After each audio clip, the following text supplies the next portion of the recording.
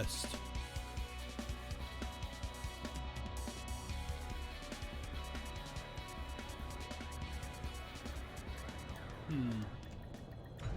Successful. Engines disengaged.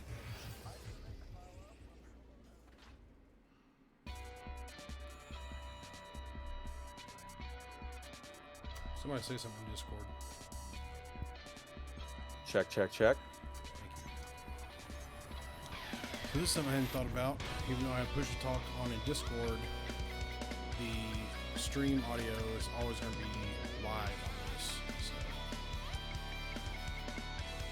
Well, that's okay. Once we start the stream, it'll just be like before, because you were always live before. Obviously, don't say anything that you don't want broadcast until you say the stream's dead. No problem. That's no problem at all. It's no different than what you had last week, right? From the time you hit record, it was streaming 24/7. This mic just picks up a lot of background noise. So. Is it picking up background from me? Like, I don't think so. I think it's I'm like not hearing fans of my PC. I got it's not outputting there. It's just I'm just looking at the level and I'm hearing it through the listen. So. All right, let's do a fucking podcast. We all good to go? I'm ready when y'all are. I'm just dicking around with some shit builds. Where are you at this evening anyway? You over in LHS? I am in LHS. Let me check. It's the 317 one. Yes, sir. Northrop? Yep, I'm sitting in Northrop right now. Yes, I am. Me too. I'm just loading in. I was in solo at first, so. Let's see if I can see you locally. Oh, I see you. I'm going to the surface right now. So. Yeah, I've been sitting on surface. I was just playing around in the Haz-Res earlier. This fucking has res in the game, man. I'm telling you. It is. Damn, Alicron's almost 6,000 light years away from us right now.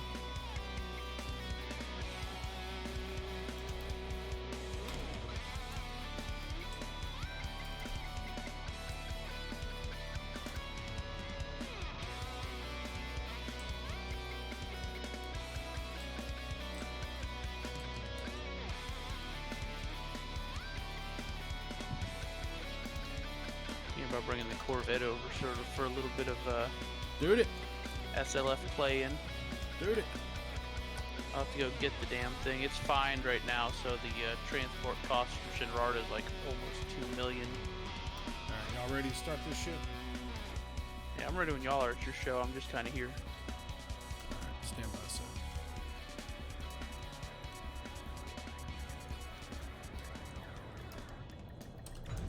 Successful. Engines disengaged.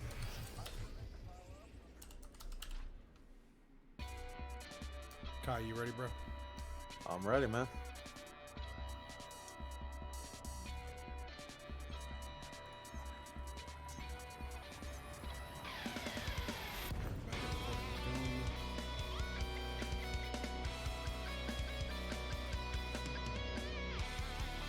Starting Craig.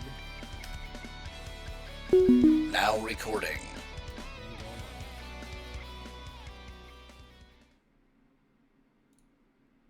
Hey guys, it is February 7th, 2020, and this is Loose Screws. I am your host, Ty Worsham, and we are a day late.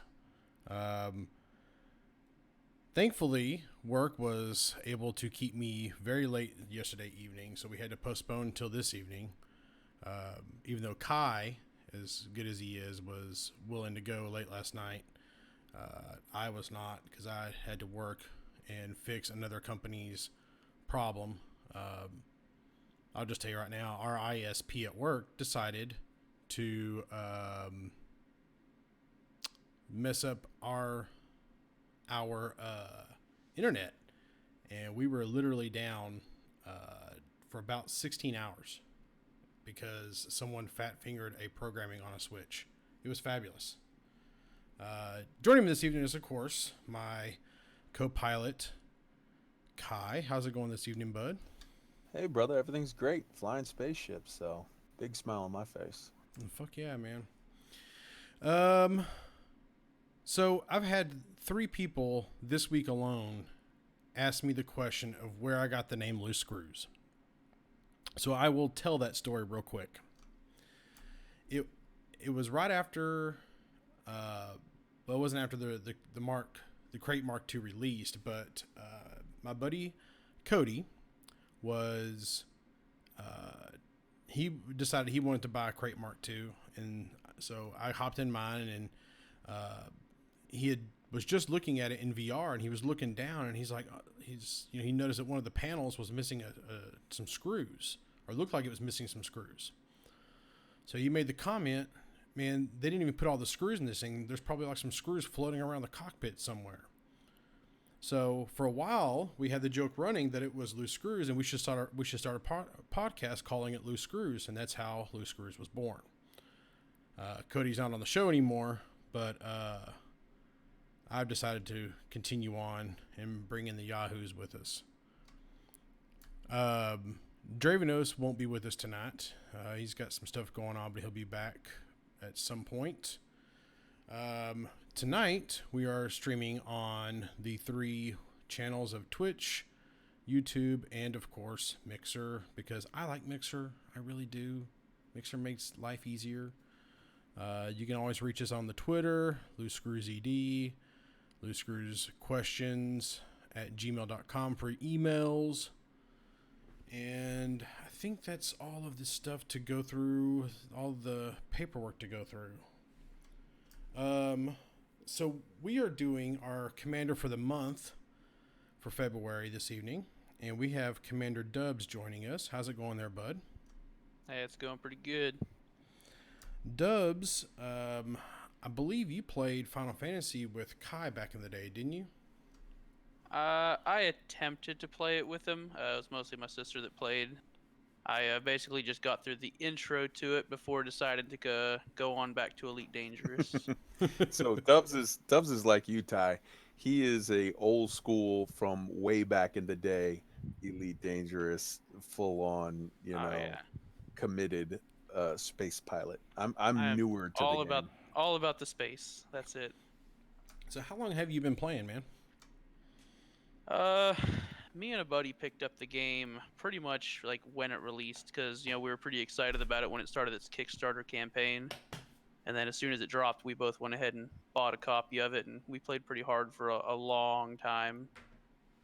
So pretty much since the beginning. Have you, is your buddy still playing? No, he hadn't logged on in about 4 months. So, yeah, he pretty much lost interest in it a little while back, and I just kept it going. Have you, what is on your Elite Dangerous bucket list? Like, what things have you not finished yet that you want to get finished? Well, the furthest I've been away from, the bubble, probably only out to the Formidine Rift. I haven't made it over to the Sagittarius A or over to Beagle Point or anything like that, so I need to get some more exploration in. Probably something I won't do for a little bit because I'm a little bit into the combat at the moment. A little bit into the combat in the okay, so yeah, you're a full-on combat nut, and that's what I love about you, because you are like an excellent combat pilot, as far as you're just good at it, but also B, you're constantly tinkering and messing with stuff and begging somebody to come let you shoot them with your torpedoes or whatever, because you got an idea for a weird build or whatever. You are all about that combat, and I love that. Yeah, and that's one of the things that keeps me from building a good exploration ship, is I can't help myself. I put guns on everything, so. There's been a whole bunch of times where I'm just off to the side doing my thing, either grinding away at a project or working on my notes or whatever, and I see you and Ty run off and have some kind of little adventures, or you guys are like trolling for gankers, or you're doing this, that, and the other. You guys are always getting up to some kind of fun. I have had more fun flying around, shooting shit I probably have no business shooting, with Dubs on my wing. And Dubs and Trax and Chig and Raxla every now and then, and I can't even think of who else right now. My brain's farting. Oh, Rabbit and Wow. who else am I thinking of that I'm not thinking of? My brain is completely farting here. But anyway, I've been having a lot of fun flying around shooting things I probably shouldn't. I have no actual skill of shooting, so it's Dubs is the reason why I own a damn Fertilance that I'm not sure I'm actually good enough to fly. So Yeah, that's I think Dubs with the assist from the pilot. so I do have one little thing here I want to talk about because I believe it was Tuesday is either Tuesday or Wednesday is when the Squadron season ended, and we had a kind of cool thing happen with our little squadron that I think Dubs is directly responsible for, or somewhat directly responsible for, because I think I've killed more interceptors with him than I ever have when I was out there farming just for elite rank. Our rank in Xeno defense was 42nd. And that's pretty badass, man. We only at the time we only had like 20 people in this squadron. I think that's something really cool. Hell yeah, man. Especially when you consider the fact that unlike a lot of other situations where you might have a squadron like Leviathan Scout Regiment Squadron or whatever, that they are hitting things with like a dictated, like a very hardcore, hey, we're doing this and we've got a goal. And I love that about them, man. That's awesome. But like we were just kind of everybody's doing their own thing. We had some guys just out exploring in the blue. We had some guys space trucking. We had some guys unlocking engineers. We've got such a mix of like just brand new players and old timers that are, putzing around and this, that, and the other. And so for the fact that really out of the members that we have, it was, six or seven of us that were doing, I was doing Thargoid stuff. All the people that you already mentioned were doing Thargoid stuff. And there were one or two others that popped in. I think Mustafa did some as well. And, there were a couple of people here and there. But for us to be sort of not even really trying for it, but just we had a handful of people that were having fun squishing bugs. For us to get that far, as this continues to grow and as we continue to do cool stuff, if we get to the point where Papa Bear Ty actually puts down the hammer and says, hey guys, we're all doing this, saddle up, let's go, we're heading out, we could probably do some stuff, and that would be cool to see some point. Well, just kind of give you an idea, I'll go down all the rankings real quick.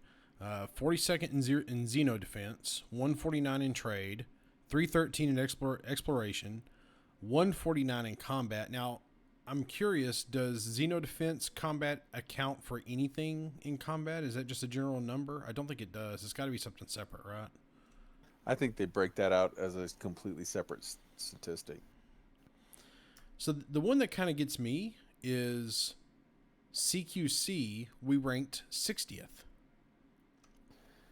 Yeah, man, there were a couple of the guys that were doing the CQC the other night. Who are these people? I want to join these people. Well, so these are some people that, even though somehow I'm an hour ahead of you, so it's later for me, but somehow I catch myself. You don't fucking sleep, man. Well, I catch myself up at some points with some guys that are doing some of that stuff, and yeah, man, it's good stuff. But to the ranking 42nd in Xeno defense, I know for a fact because Dubs was out there telling people, "Hey, go get this, equip this module. You need this to help out. Hey, why don't you, if you don't have that, why don't you go get this? You can do support." Dubs was doing a lot of organization of stuff while he was out there killing Thargoids, and it was really cool to see that. And I just want to say thanks, Dubs, for doing that because, man, it's like I never in my life thought that we would be even in the top 100, even the top 1,000 really of the squadrons of anything, especially Xeno defense. That's really awesome, Yeah, I'm glad to help out, especially when I'm having fun killing shit in the process. man. Yeah, man, So, for sure. you mentioned that you haven't done a whole lot of exploring. Are you going to go on the Distant Screws expedition? Yes, I'm going to participate. More than likely going to bring out some sort of ship that's capable of, killing some stuff. Maybe we'll run into something crazy out there.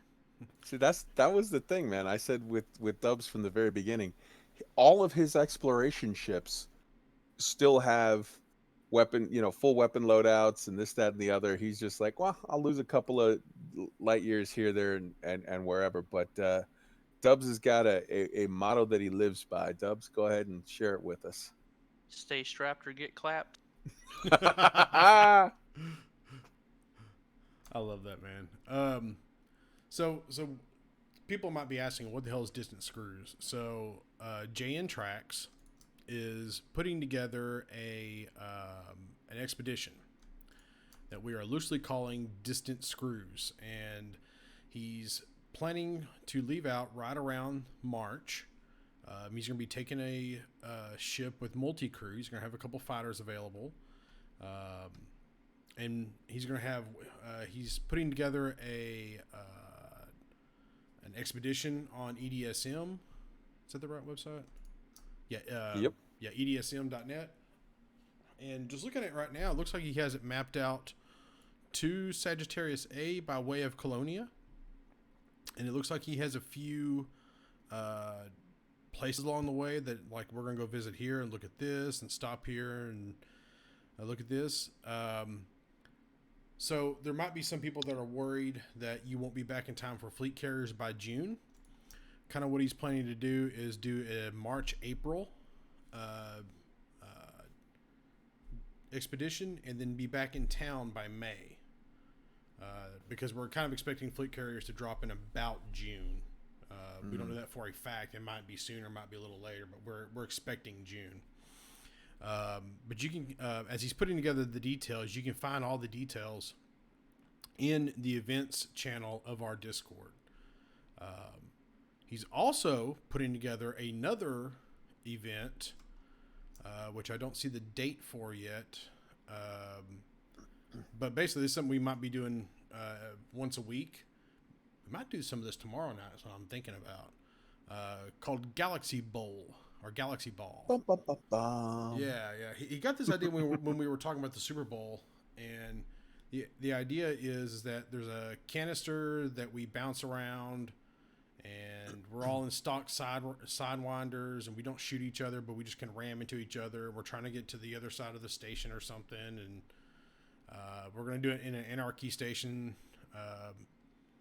It sounds really cool. He has a whole a Google doc here written up about all the rules, and it's really cool. But you can find the details of the rules in there. And I just bumped the brand new mic. But I'm thinking we're going to try to get a couple of teams doing this tomorrow because I want to do this. I think this would be cool. I wanted to do this last week, so. Yeah, I also think that if we were to mess around with it tomorrow or whatever, like it could be a good sort of dry run, dress rehearsal, work out the kinks, work out the bugs. Because what he did was he put together a good sort of rule set and had some real testing with it. They actually did. I think it was mostly him and Data, but I think he might have even had a couple other Data! people pitching here or there. Data's the other one I was trying to think of. Damn it. I'm sorry, Data. Oh yeah, Data's definitely been squishing them bugs. But yeah, so that they were working on the rule sets or whatever. But when you kind of get it to where you're putting it into, enacting it with not two people like trying to test a mechanic here or there, but with 8 people or more, I think we might see some sort of flaws open up in the plan, which is completely normal. And at that point, then we address it and we figure it out. And once we get it sort of locked in, and I have every confidence in Tracks to be able to do that, then it could be a cool thing going forward that more people come in. So definitely look for more information on that on next week's show when we have Trax hopefully able to give us some more details on it, give us an update on it. Speaking of Trax, Trax does a bi-weekly podcast called The Tone Control, and you can find his website at jntrax.com. And he also does all of our sound editing, and hopefully with my new mic, it'll make his life a little bit easier tonight. So, Right on, man. Yeah, that might sound good. yeah, I've gotten a lot of compliments from this mic. I wish I could actually fly with this mic, but it's completely in the way of my HOTAS, so I'm not real sure how to handle that yet. I'm going to have to get a boom arm or something, but oh, wow, you know how that goes. Yeah. So I want to talk about what we all been up to this week, but mine's kind of special, so I want Dubs to go first. What have you been up to this week, man? I have been killing interceptors pretty much the whole time. I was attempting to get good enough to solo a Medusa, but that didn't happen Was at all. was it the Medusa that kicked our ass the other night? Like four of us? It was, yeah, Jeez. that thing wrecked us. But yeah, basically mostly Thargoid, and then last night and tonight I've been farming a Hazres outside of Northrop. Yep. I love this state. I love this system. What have you been up to, Kai? Well, I want to add one more thing here. I'm going to call Dubs out. So the Frontier Development have stated that the Thargoid bug is fixed. The Thargoid invulnerable heart is fixed. The old bug, but that there is apparently a new bug in which if you have multiple people, if you have 4 people in a wing that are attacking the Thargoid every once in a while on some different bug, the Thargoid heart will go invulnerable. And then it will be invulnerable for 3 of the people in that wing, but the 4th person can still do damage. So it doesn't seem invulnerable, but it definitely is wonky in that it's not working as intended, and that only one of the 4 guys can do damage to it. That's their statement on the issue as it stands now. Yeah, we've definitely However, experienced that. I want to highlight that while Dubs is saying he's definitely experienced that, Dubs also let us in. You experienced another situation where you went at an interceptor solo, and one of the hearts was taking damage at a nice steady rate, but then bugged out and went invulnerable. Correct? Oh yeah, I was soloing it's just a Cyclops. It was the weak one. I mean, hell, I took out 2 of its hearts in a matter of minutes. I had only lost like 2% of my hull, and then as I was working the 3rd heart down, like it just kind of stopped at 8%. The thing instantly enraged and then just wiped my ship out pretty much. And there's nothing I could have done to take out the last 8% on that heart for some reason. So, boys and girls, when you experience this situation and you are not in a group, but well, actually, even when you're in a group and you're experiencing anytime you're experiencing Thargoid heart weirdness, open a ticket, explain to them where you were, when you know, exactly where you are, exactly what happened, exactly the time, so they can pull up the timestamps and they can check through system records and whatever, and let them know what happened. And especially if you're solo, because they are saying that they are aware of the Thargoid problem in wings, but I believe that their stated situation is right now that the solo Thargoid bug is fixed, and I'm going to go out on a limb and say that it needs a little more work, maybe. So, Yeah, let me.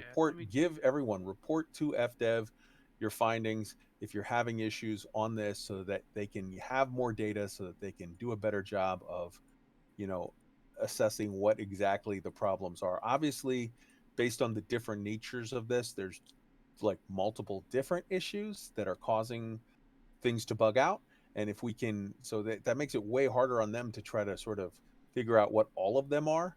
But if we keep reporting, if we keep giving them data, if they keep going through that data and making adjustments, hopefully we can get it right at some point. Yeah. So Go sorry, ahead, go man. ahead. No, go ahead. No, go ahead.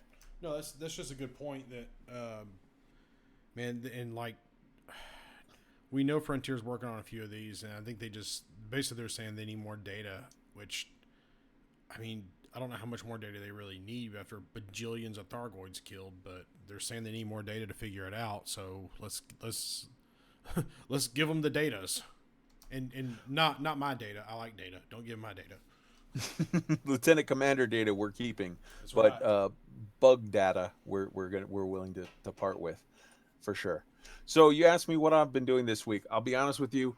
Work has been kicking my ass. I've had 3 16-hour plus days um, that that have been issues, and yeah, so a lot of work. But and then some stuff behind the scenes here for the show that I'm very very excited to say will be bearing some fruit soon. I think Ty still wants to keep those things under wrap just for now, but as soon as he lets me off the leash, I'll tell you some cool stuff maybe in the coming few weeks. Yeah, Um, about another week. Once I see it on the calendar, then we can start talking about it. You know what I mean? right on. Now, as far as in game, in the continuing travails of a young Padawan who is uh, dual elite trader and explorer, but had done basically absolute next to nothing on combat. I went from so I hit expert in combat last week, and then worked on it a little more through this week, and I am currently sitting at 31% master in combat. So if I keep at it, if I just keep plugging away at it, I feel like I'm on track to get it done. I think me and you have a little side bet going, don't we? That you said you were going to get it by, what was it, May? No, I said I was going to get it by the 4th of July. You're, 4th of you're you're July. moving That's what it the was. goalposts up Okay, there, but okay. I for sure it's very easy to remember the 4th of July. That's not a date for Americans that slips off of our brain. But Hoorah. what was that side bet exactly? I because I know I definitely am getting tons of ridicule if and when I don't make it, but not if, absolutely when I make it. What do I get out of this? The loser has to go meet Rabbit. Okay, I got to double down and kill some more Thargoids. All right, yeah, let's wrap this show up. Come on, let's get it moving. No, I know Rabbit. I know Cruel Rabbit listens to the show, and man, he's super cool, and I love it when he gets drunk in our Discord. So We love you, Rabbit. yeah, he's fucking awesome, man. Yeah. Except for the you posted this in Hey, NSFW. hey, hey. Yep. Mm-mm, mm-mm. Nope, nope. Hey, anybody who wants to get that kind of information has to join the Discord, and we're Yeah, gonna leave yeah. it at that. And please, if you're under the age of 18 and you do join the Discord, don't go in the NSFW memes channel. You're not supposed to be there. That's for 18 and over, and we make you click on a little thing that says that. But there's some. It's funny. It's funny, but like there's some stuff in there that's not safe for the podcast. So So, what I've been doing this week, and this is probably going to be heresy, but I actually decided to re-download and install Star Citizen. And hell yeah, man. before everybody runs me up the pole here and says I'm a traitor, it's for research because I'm trying to figure out how well they've been doing. And let me just say a few things. That game is really, the last time I played that game, it was like I don't remember what version it was. It was like 2.2 or some shit like that, maybe 1.7. It's been about a year plus, maybe two, since I actually had that game on a computer on one of my hard drives. So I loaded it up, and let me start off by saying that it looks great. The graphics look great. It is ridiculously buggy. There are bugs all over the place. I'm just going to tell you the whole long story here. So, I wake up in my little apartment. I get out of bed. I walk to the door. I go out of the apartment. I walk over to the elevator. I hit the button. I wait for the elevator to come up. Eventually, the elevator gets there. I get on the elevator. I go down to the ground floor. I wait for the elevator to go down the ground floor. I get off the elevator. I walk down this hallway, and I spend about the first 30 minutes looking for the damn tram so I can get to the spaceport. Eventually, I find the tram to the spaceport. I get over to the spaceport, and now I'm looking around trying to find one of those screens where I can summon my ship. And eventually, because I was just dumb and missed it the first time, I find the screen and walk over and summon my ship. And I have I think a Titan Avenger is what I have. So I have this Titan Avenger.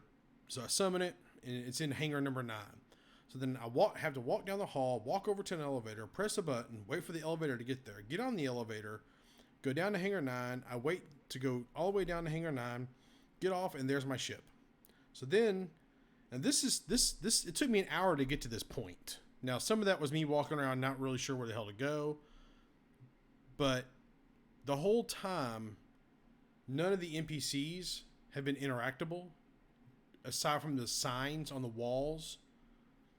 I'm having to figure it out because I'm following the signs on the walls, which is kind of cool, but you can tell it's lacking. So I get in the ship, and then I go through the process to try to remap all my controls, and some of the controls, I don't know why, but I cannot remap to my X56 flight stick. And I have an X56 story as well, but I'll come back to that one. So I keep trying. Eventually, I get it to where enough of it's working that I can fly. So it took me a little bit to figure out how to call the comm tower.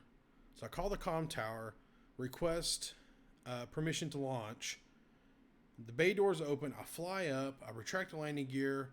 I'm kind of looking around, so I start thrusting forward. And right as I start thrusting forward, all of these missiles come out of nowhere. My frame rate drops from like about 90 or whatever down to like 3. And my ship just blows up in a gulf of fire. And I see the chat just lighting up LOL, ha ha ha ha ha, destroyed a noob and all this other stuff. So then I respawn back in the apartment. So then I get up out of the bed, go to the elevator, ride the elevator down, go to the tram. This time the tram bugged because you got on the tram and like the tram teleported away. So I had to reloaded the game, went back, restarted the apartment, went back downstairs, I rode the elevator back down, go over to the tram, sit there at the tram. This time I have to wait like a minute for the damn tram to get there. Get on the tram, ride back over to the spaceport, get back on the other spaceship I have, which I think is called a Freelancer.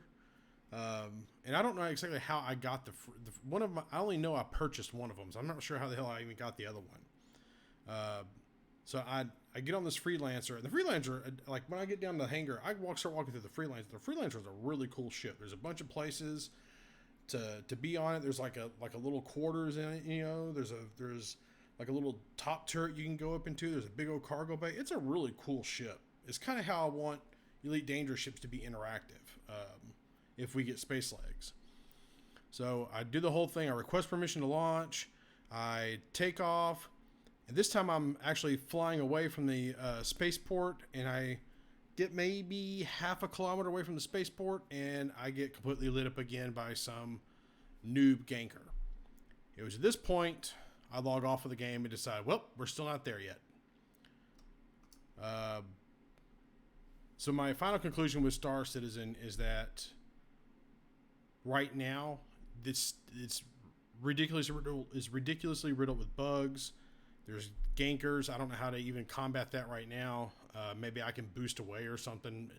I had hell getting the controls routed. I had bugs all over the place. I had some graphical glitches here and there. It's none of the NPCs are interactive. They don't tell you where to go or what to do with anything. If that game came out right now, I'd give it like a 4 out of 10. It's bad. It's still no joke, they probably have 5 more years worth of work. I'm not even kidding. And so that's my little pseudo review of Star Citizen that's what I did for a little bit this week. So okay, that's what you did with regard to Star Citizen. I want to say this. First off, anyone who would be angry at you or like just irate or like how dare you like cheat on Elite Dangerous by playing Star Citizen, please just stop listening to our show. Don't like don't everyone, let's all be grown-ups here. Let's all stop and say that it is okay to like the world that we're in now, man. You have to be an Apple fanboy or an Android fanboy. You have to be Republican or Democrat. You have to be, pro Brexit or anti Brexit. You have to like pick a side and automatically hate the other. Let's stop for a moment. Let's not. This is not Fortnite. We're not 11-year-olds. Let's be rational adults, and let's say, hey, I like this. I like Elite Dangerous, but me personally, I have not bought into Star Citizen just because I'm still skeptical that it's going to turn into a thing. But man, I'm rooting for them so hard. I hope that they do well. And if and when they actually come out with a viable product, I'm definitely going to buy it and I'm definitely going to play it and I'm definitely going to, hopefully enjoy it. I'm going to go into it with an open heart and an open mind, wanting to enjoy it. And then after I've had such a fun time flying around in that little system of like 12 planets or whatever, I'm going to come back and play Elite, which I love because it has a one-to-one recreation of our entire galaxy. So like I think if you were to ask David Braben and Chris Metzen, if you were to ask the Chris team at Roberts, not Chris Frontier, Messon. Chris Roberts, sorry. If you were to ask, well, hey, David Braben, I got the important name right. That's right. If we were to ask the team at Frontier and the team at CIG, like they would probably be like, "Oh yeah, man, that's a cool space game over there. That's neat. We're doing our thing, but they're cool over there." Like we don't have to trash anything. So I encourage you to keep playing Star Citizen, keep trying stuff, keep, when they come out with a new thing and they're like, hey, we fixed these 19 things, for sure, man, give it a try. And for all of those people out there that enjoy our show, that enjoy Elite Dangerous, that also have purchased and play around in the betas or alphas or whatever they're calling it for Star Citizen, man, keep on trucking, bro. Like enjoy it, have fun. That's awesome. And like the fact that you're saying it's still buggy as hell and whatever, like that's a very ambitious project and I wish them well. I am scared looking at this like, okay, you guys got to bring this in for a landing at some point and but man, if they pull it off, that's going to be awesome. So like, yeah, don't feel do not feel at all embarrassed or ashamed of saying, "Hey, I'm a spaceship game nerd and I want to try also other spaceship games." There's nothing wrong with that, man. Well, I mean, I don't really feel ashamed or anything about it, but um, yeah, it's definitely it's like I haven't spent a lot of time in Elite this week. I meant to, but I kind of dedicate a lot of Sunday to Star Citizen because I really wanted to give it a good fair shake, and ultimately it just was it's just not it's not there. It's not game enough for me to enjoy it. And maybe I just need to give it another shot, try some different things, read some strategies or something. I don't know. But I will also say this: I think the state it's in right now is they've been at this 4 years now, 5 years now. Um, man, I really kind of figured we'd have more.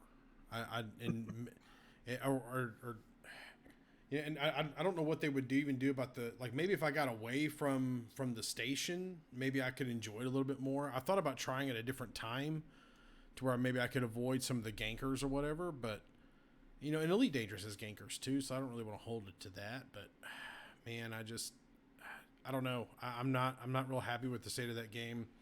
Yeah, I tried to play some more Elite this week, but real life and I work and all the shit that's been going on at work got involved too. I had to do a training class late on Tuesday, and then I had everything completely explode freaking Thursday.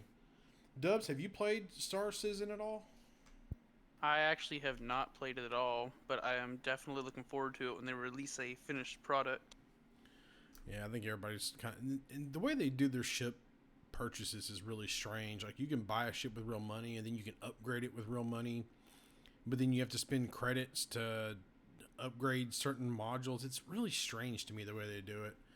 And I'm not real sure how well that model is going to work in a post-launch environment.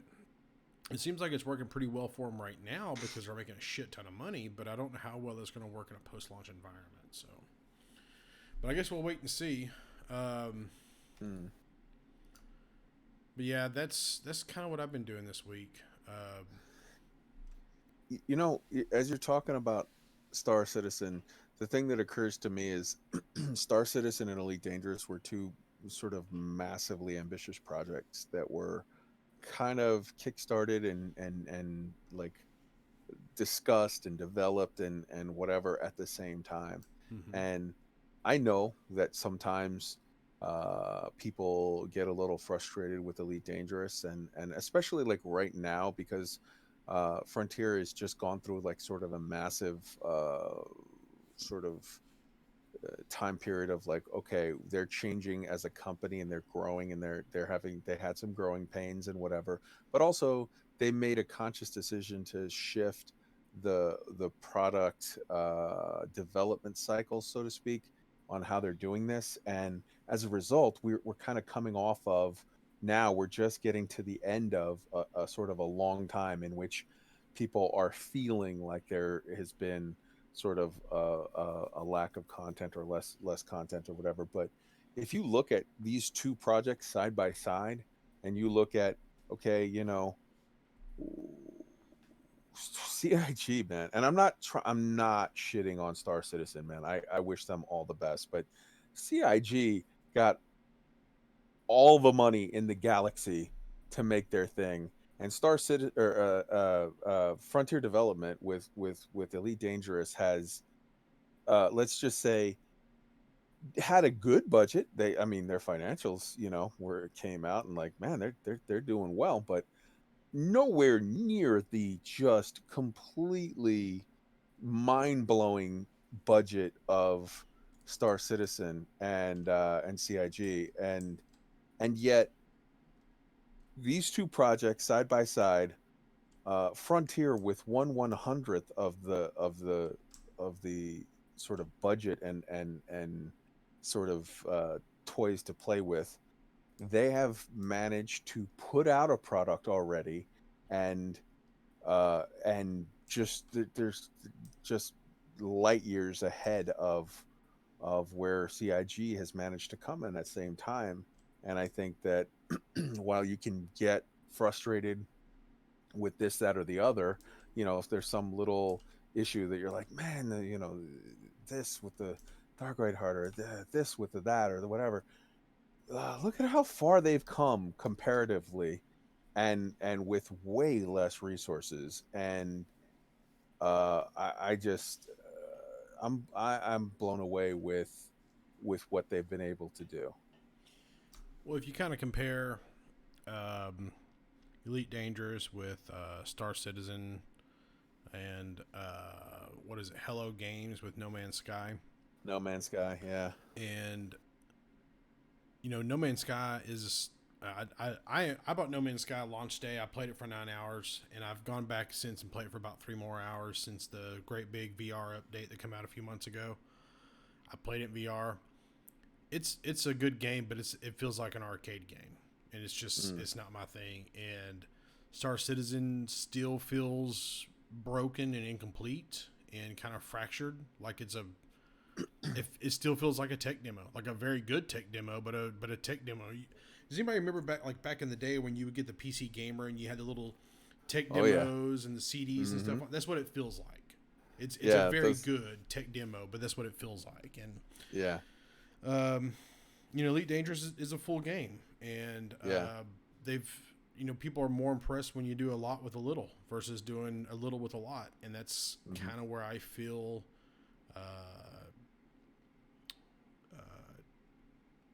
It's kind of how I feel with Elite Dangerous. I feel like they've done a lot with a little.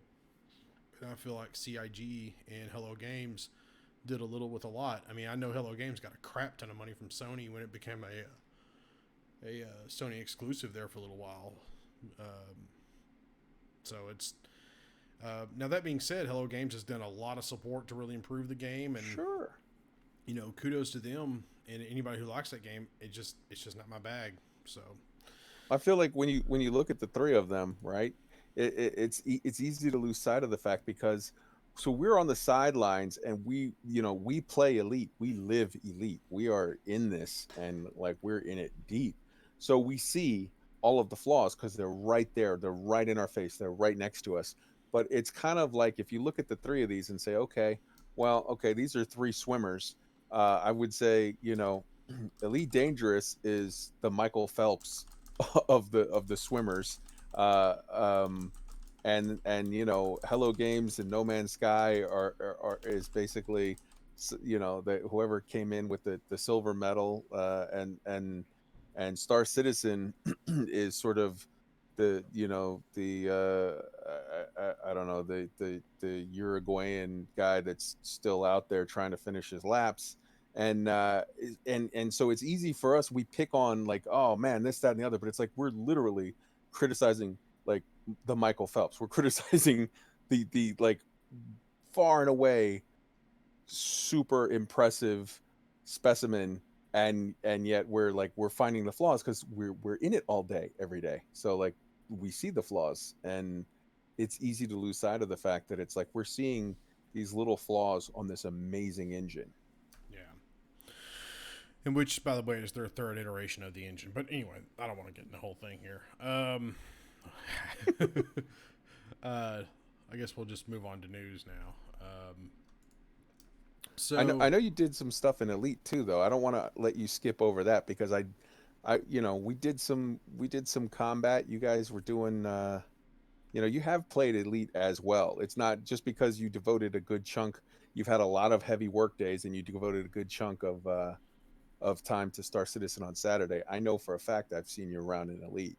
Yeah, I've been in and around Elite. I went out and shot some Thargoids. I think I killed. What's above the Cyclops? Because Dubs, help me out here. How does the order go? The Cyclops, the Basilisk, the Medusa, and then the Hydra, I believe. Basilisk. That's what I was thinking of. I was with Dubs when I killed my very first Basilisk, and of course I'd killed a Cyclops before then, and but I killed my very first Basilisk, and did we kill a Hydra? Was it a Hydra we killed? No, Hydra. I think Okay, yeah, never mind. We're not. I Even think I heard you guys pop in on the Hydra, and I think it was Ty that was like, I'm gonna be okay, guys," and then he got popped, and everybody else limped away real quick. I think it That was was the actually Hydra. just a Medusa. That Wasn't wasn't it even Medusa? a Hydra. Yeah. Oh wow, yeah. That's how unprepared we are for the Hydra. Yeah, all I know is that like we got hit by like a sudden shutdown field that nobody was expecting, and I got shut down, and I was still moving because I was in FA off, and I was like, oh man, we're gonna be okay, and then all of a sudden, like, okay, first the swarm passed me once, and I was like, no, I'm gonna be all right. And I hear a dub goes, oh Ty, you're dead, and the swarm passed me again. I was like, no, I'm gonna be okay. And then the last part of the swarm went by, and I just exploded in a ball of fire. Yeah, I had Yeah. the perfect view because where it shut me down, like you were center of my screen. I was just watching you through a dead ship. It was so that was so funny because I was in comms with you and I was killing bugs separately, and I literally heard, so what happened was like literally the shutdown field went off when not at the normal time. It didn't go off after the heart, so it was like it was nobody was ready for it. And then I heard, and everybody's like, "Oh, this isn't good. I'm out. Well, I'm out. Well, I'm out. Oh, this is not good. This is not good." And then I heard Dubs, "Oh, Ty, this is gonna be bad." And Ty going like, "No, guys, I'm gonna be fine. It's gonna be okay, guys." And Dub's like, "No, it's not. You're dead." And then like a second later, you hear Ty go, "Ooh." Yeah, but yeah, that was. I think that was. I think that's number 20. I think that is actually number 20 now, as far as my deaths go. So I'm catching up to you, Dubs. No, I don't know if you're gonna catch up. I'm continuously racking my deaths up. But that's one of the things I love about Dubs though, because you're literally Like Dubs is like, okay, yeah, I can kill this, no problem. I can kill this easy, no problem. But here's what I'm gonna do. I'm gonna take this. I'm gonna take this. Diamondback Explorer, and I'm gonna take on this wing of an anaconda and Fertilance or whatever. And it's like, you're gonna do what now? And he's like, we'll give it a try, see what happens. Yeah, it usually doesn't work out. Man, when I get on this evening, freaking Dubs is up against what was it, 3 elite pythons? Is that right? So I found it was a wing of 3 pythons. One was elite and the other 2 were dangerous. And I was just in my vulture with 2 plasma accelerators. Now I did manage to win that fight. However, they took out most of my hull in the process. Damn, if you were in anything other than a vulture, bro, you would have been a splat. Yeah, and it also Vultures, does help that once I started attacking them, I think like there was like a wing of 2 adders that kind of jumped on them with me, so that may have very well made the difference. nice, And you see, nice. I used to think I was pretty good at combat, and I am not. I have been educated that I am not good at it. So, Well, I'm way ahead of you, Ty, because I don't even have any. I don't even have any delusions that I'm good at combat. well, I got so I have before we get into the whole mining thing, which I do want to discuss and go through. I have 2 pieces of news from Frontier I want to discuss, and I know they did a couple of other things this week, but I got 2 pieces of news, and one is bad news and one is good news, and I'm going to start with the good news. Our buddies over at Lave Radio got to be on the featured commander for this week, which I believe aired Thursday, Mm-hmm. which is super cool. So great big congratulations to Colin and Ben and Shan and Sovereign, and I'm sure I'm forgetting somebody. Let me go look at my So the list.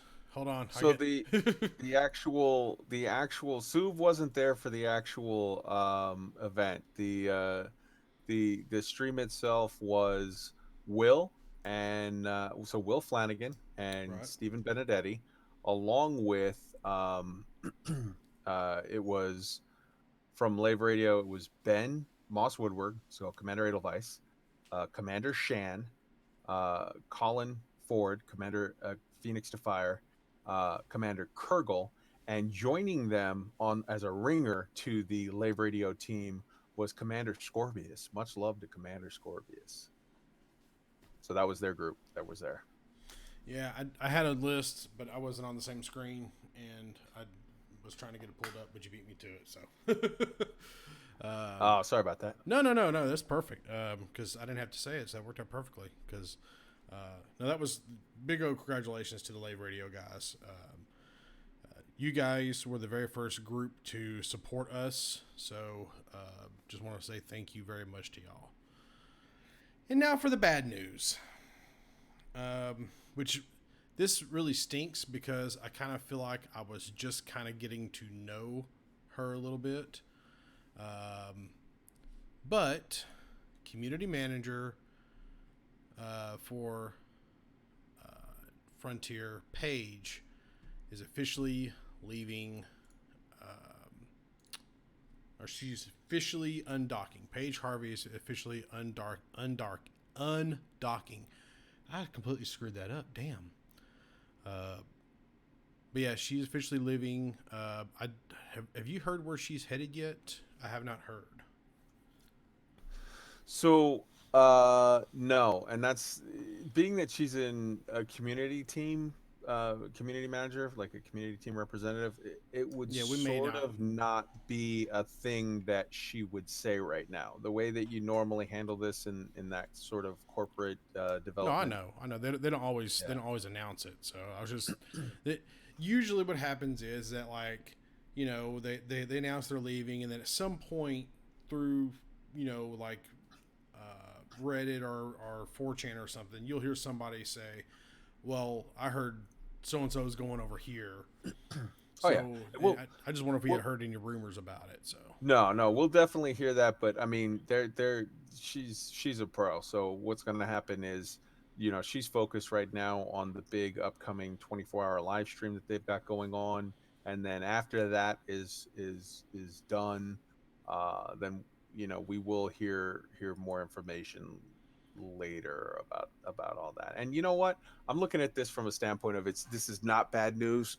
This is great news in the community, or sorry, in the sort of software development, and in that whole game there's a system, and the way that it works is, you come in, you work on a project for a couple years, and then you jump to a different company, because that's where you make your real money. That's like when you get, like, so I'm looking at this as a super positive thing of our friend Paige, who is just wonderful and amazing and great, is now, she came up from just part of the like community team. She was one of those like a rep that would handle questions and issues or whatever. She was Commander Normandy.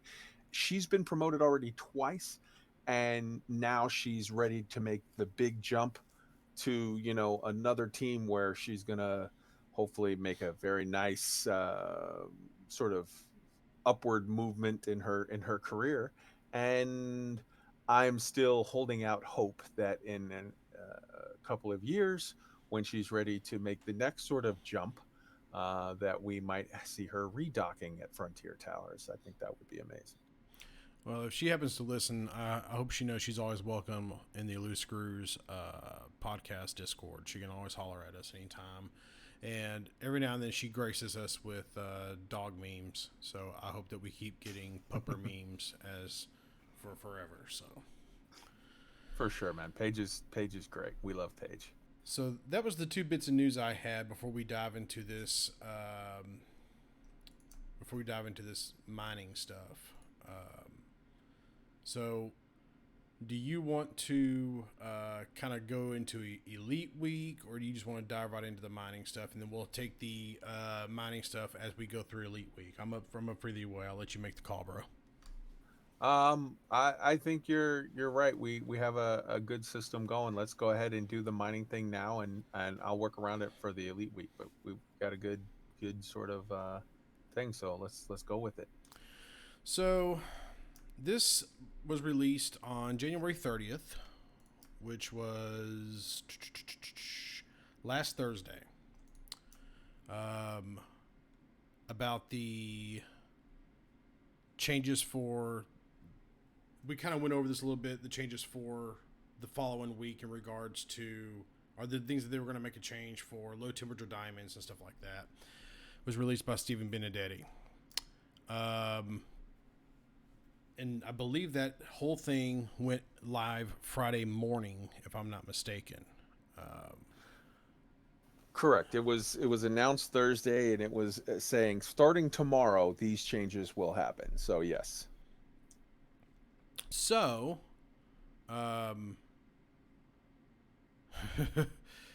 this has been kind of a mess. I don't want to say a mess on by Frontier, but it feels like a mess on how it's felt from the community side. Who actually, like, I know that we covered it in last week's show, but who actually went through and started testing stuff in the community first? Well, I mean, so it's been tested on from multiple different sides. So Commander Burr and the Burr Pit, their group they have a group that does like massive group member laser mining events, and they do things. The IMU, the Intergalactic Mining Union, has been doing a lot of number crunching, and they've been putting stuff together. You've got uh,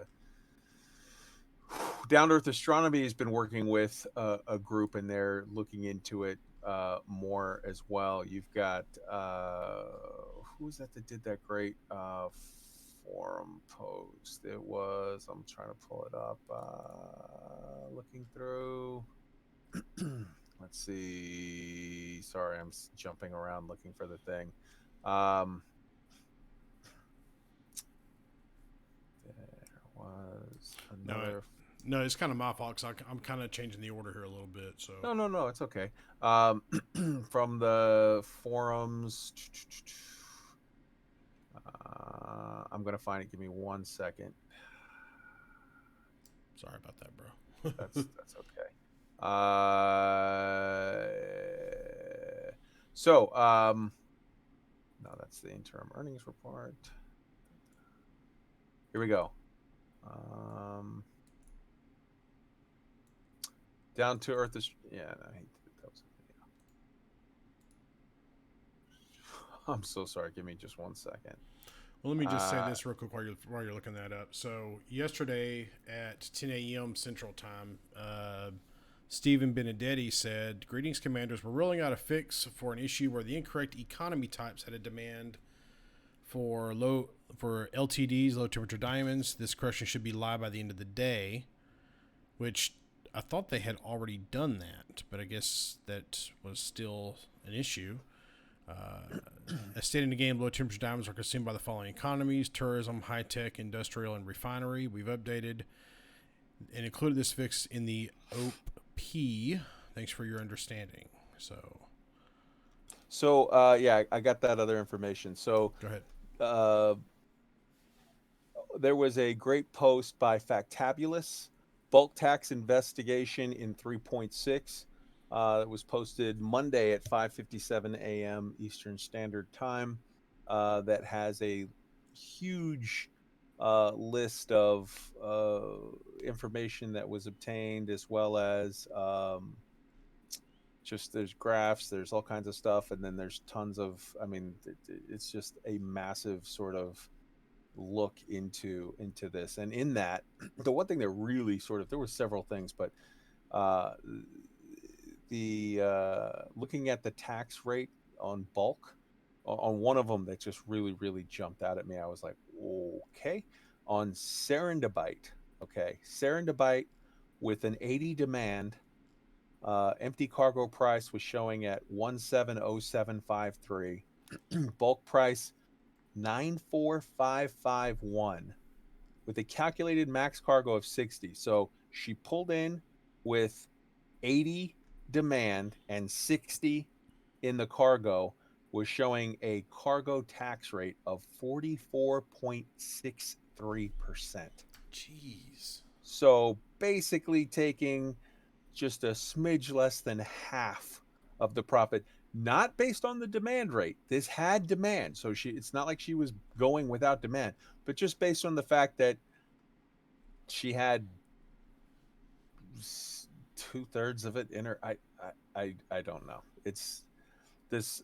It's been a thing, and it's continuing to it's continuing to progress. But you will find that listing in the Elite Week notes, so you can pull up the notes and look for yourself, and you'll definitely get all of that information. But yeah. So, where the hell does this leave us? Like, it doesn't feel like this thing is still settled down. It doesn't feel. It feels a little bit jangly still. Like, I'm looking at a screenshot right now, just browsing through the forum post where someone's selling. This happened today. Someone's selling LTDs at Laura's Folly, which is a refinery, and they're selling it for 1.6 a unit. And So yeah, there are people that are getting upwards of 1.8 even, and so there's more to it. So looking at this, there's multiple. There's like 3 or 4 different issues here. The first is that it's very clear to everyone that this is not done yet.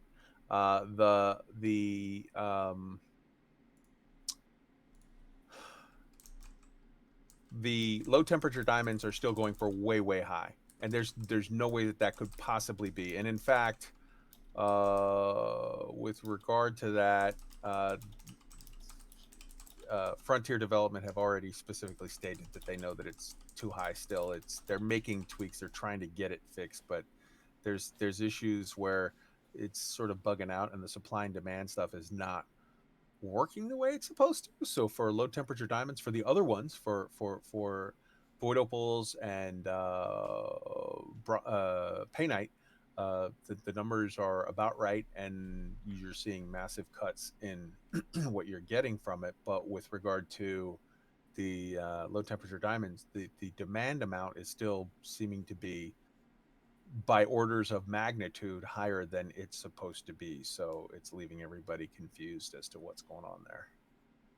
So they've already said, Frontier said that they know that it's still borked, and that they're going to make so you know as recently as yesterday, February 6th, um, Frontier Development posted again on the forum. Stephen Benedetti, do you have that one as well to go over, Ty? I think I missed that one. Go ahead. Okay. So yesterday, this is the most recent that I know of. I don't know if they posted anything else today on the issue, but Stephen Benedetti said at 10:59 Eastern Standard Time, "Greetings, commanders. We're rolling out a fix on an issue where the incorrect economy types had a demand for low temperature diamonds. This correction should be live by the end of the day. As stated in game, low temperature diamonds are consumed by the following economies: tourism, high tech, industrial, and refinery. We have updated and included this fix in the OP. Thanks for your understanding." So, literally, as of yesterday, they already knew, like, okay, low temperature diamonds are still messed up. That's got to get hit. So it will be hit. Anything that you're seeing of people of like, hey, everything is, don't even worry about it. We're getting 1.8. We're making more money off LTDs than we were before. Because before you could expect to get, for an LTD, you could expect to get, like what, 1 point, like maybe 1.1, 1.2. Like void opals were like 1.6. Yeah. Um, and now you're getting 1.8, 1.9 for LTDs. Enjoy it while you can. Go out and get all that you can. Don't expect that that's going to be the case in 2 weeks. So make hay while the sun is shining, but they know that is also, that's not right. So that's one issue of this. The second issue of this whole sort of change is that the tools weren't quite working right. They were bugging out for the map thing for people to be able to see, um, what's for sale where, and they've tweaked it. They've continued to make little tweaks on it. So, um, yeah. So that's going to be looked into even more. And then the third issue was, um, and this is sort of what has kind of hit me with it, is where I'm at with this whole thing is that on Tuesday, let's see, yeah, the bulk tax rate effect has okay. Um,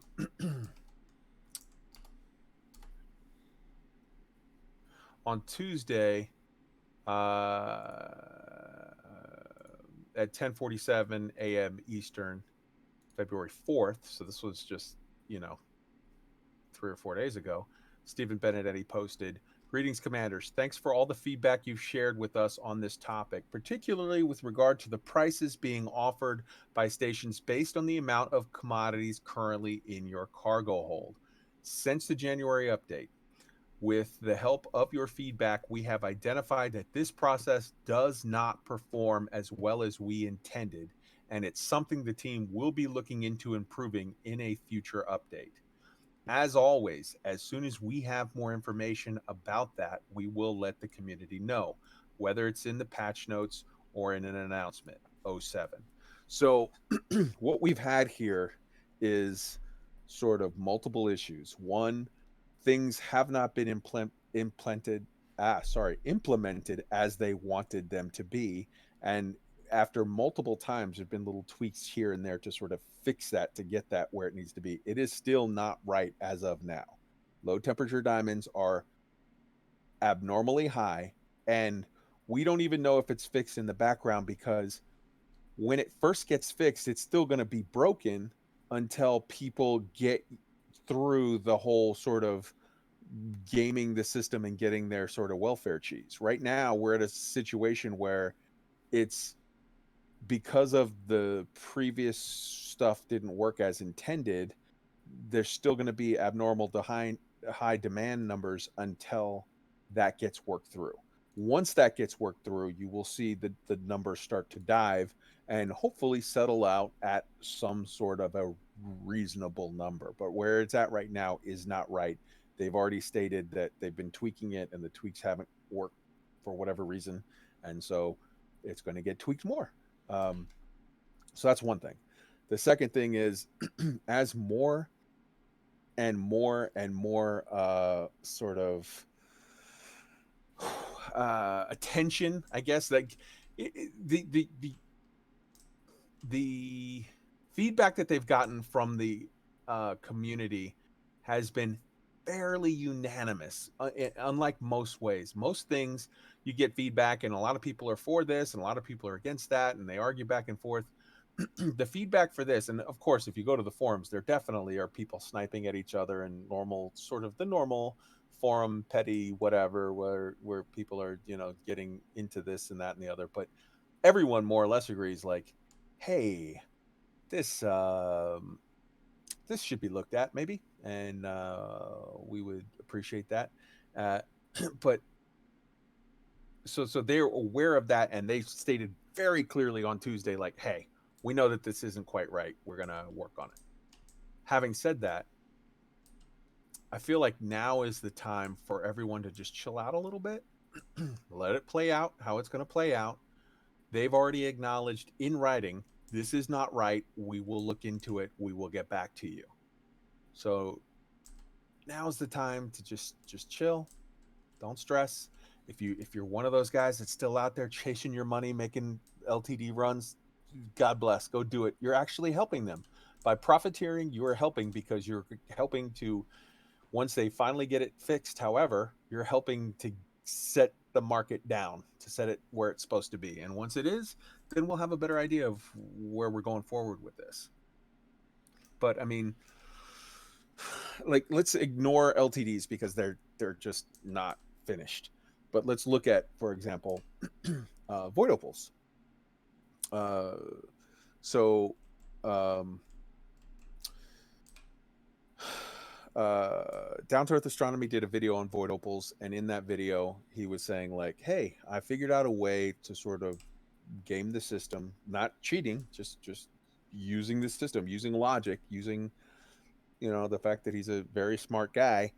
He figured that if the way that the bulk tax rate works is that you get less per ton at this and this interval, and then there is a sort of, I don't want to say it's a glitch, but there's a sort of a a a a peculiarity of the system of how it works is, if demand is zero, then you don't pay any tax whatsoever on the on what you've sold. So by doing that, if you can find situations where the economy is sort of right, that it gives you a higher number even when the demand is zero, you can avoid the bulk tax rate. So what he was doing is he was finding places where over here the demand is decent, but you're getting offered 670,000 credits or whatever, and over here the demand is zero and you're getting offered 670,000 credits. Well, if the demand is decent and you get 670,000 credits, that means you're going to have to pay the bulk tax rate, and you're going to now end up with making 400,000 credits if you're lucky. If the demand is, oddly enough, if the demand is zero, you pay no taxes on that, so you get to keep the full 670 grand. So weirdly enough, what he showed, and he showed it very clearly in his video, if you can find places where the demand is nothing, you will do better than if the demand is high. And that seems to me to be odd, but I'm sure Frontier will look into that when they fix this system. But so seeing that the demand, just ignoring all of the tax and the demands and this, that, and the other, what you were getting before as a quote unquote decent price for void opals was 1.6 mil. What you are getting now as a quote unquote decent price for void opals, if you can avoid paying the tax, is like 670,000. So you're looking at basically making a third as much as you used to. They definitely are making a change. They definitely said they wanted to sort of not nerf mining per se, but I guess you say it in a nice way, but yeah, like lower the earning potential for mining. And I think to a certain extent, mining was super high. You could really just tear through the game in an artificial way if you min maxed it the way all gamers tend to do. So, like, while some of the system is peculiar to me, and while I feel like now we've made it clear to them what we need, what we want changed, and what we find to be kind of weird and unexplainable, they have acknowledged that they've heard us and they're going to look into it. We also know in the back of our minds that while we'll protest and say like, no, it's great, it's wonderful, the mining was a little too high. And so if we were in a situation now where the absolute horrible apocalypse scenario is that before you could make you know 300 million an hour mining, and now like Xi just put out a video where it's like, okay, you could make 120 to whatever, I forget mining, but like you can still make good money. It's just not as crazy high as it was before. Oh well, so be it. We move from here, and we hope that in the upcoming balance passes and changes that they make, that they kind of maybe bring up combat pay a little or something, like even things out a little. Yeah, I kind of feel like that. It feels a little bit like it's a little bajangly, and yes, that's a word. I'm gonna make it a word, like a little bajangly implemented. And I don't want to make that sound like it's a slam toward Frontier, but you know, it is. It feels like it's something that, and I know we beta tested this, didn't we? Maybe we didn't. Hell, I can't remember now. My brain's kind of mushy. So when you do the beta test of something like this, but it plays out in 4 days, you The don't yeah. have enough time to go through your supply and demand. And then also people, when they were quote unquote doing the beta testing, they were just looking to see what was being offered. Like, oh, I could get this much here, I could get that much here. They weren't really doing the actual, you know, Well, it was a 4 day test. It wasn't really a fair test, and they had a list of like 40 things for us to go and test and give us 4 days to do it. That's not really a good time for us to really be able to effectively beta test it. So well, and also, like I just said, it's so with the supply and demand, like right now, even if for all I know, low temperature diamonds are fixed, it's still going to be a week before we see it because right, you have to run through all the numbers and cook down the excess, the artificial excess that was there before. you know, I You know? I want to ask Dubs what he thinks about all this because you've been with this game for basically as long as I have. So Yeah, man. Yeah, the way I feel about it is mining was a little overinflated beforehand. So, Dubs, just real basic and to the point. So, I'm let's just say well, for my thing is I'm upset that combat doesn't pay for shit compared to your input and your what do you call it risk. the risk you're taking and the effort you put into it and the skill that it requires. You're basically getting paid dog shit. I mean, that's just the way I feel about it. Not only risk, but the other thing that you didn't mention there that's also very valid is your investment, because you can invest in a mining ship, go out and come back, and you'll still have, you haven't used any ammo, you haven't used any, your hull's still at full whatever, you still got your shields. Whereas Yeah, even and if I you don't do it even right, even if you you do don't even have well, to engineer. The mining yeah. ships require almost little to zero preparation, and you can get everything at one station. And whereas even if you do a phenomenal job and you're awesome at being a combat pilot and and never die, you're still going to have to come in, pay for repairs, pay for reloads, pay for, ammo, all that. and Hmm. we're not even counting the amount of time it takes to properly engineer a ship, and then but the only thing you're out on mining is like limpets, and like I want to say it's like, 50,000 for 500 limpets or some shit. It's I agree with you, Dubs. The combat really needs some sort of buff. And I know you can make money if you do the combat assassination missions. I know there's money there, but when you look at the amount of investment versus reward on any sort of combat, the dollars are just not there versus mining versus, well, just trading in general, really. And Oh then yeah, they're and not. and then you look at even exploration. You can make more money basically going just a little bit out of the bubble and getting the Earth-like worlds and the high metal content worlds and the water worlds, and coming back and selling that data. You can make more money doing that in an evening than you can combating. And Yeah, there's just just a as an idea for it, like since I've started playing this game, I'm looking at my codex right now. My total profit from combat is not even 200 million credits, and wow. my trading is the only reason I have 7 billion in assets, and that took me maybe a week's worth of total play time to get all of that. You got me So let curious me now. I'm gonna go look at mine now. so let me ask you, Dubs.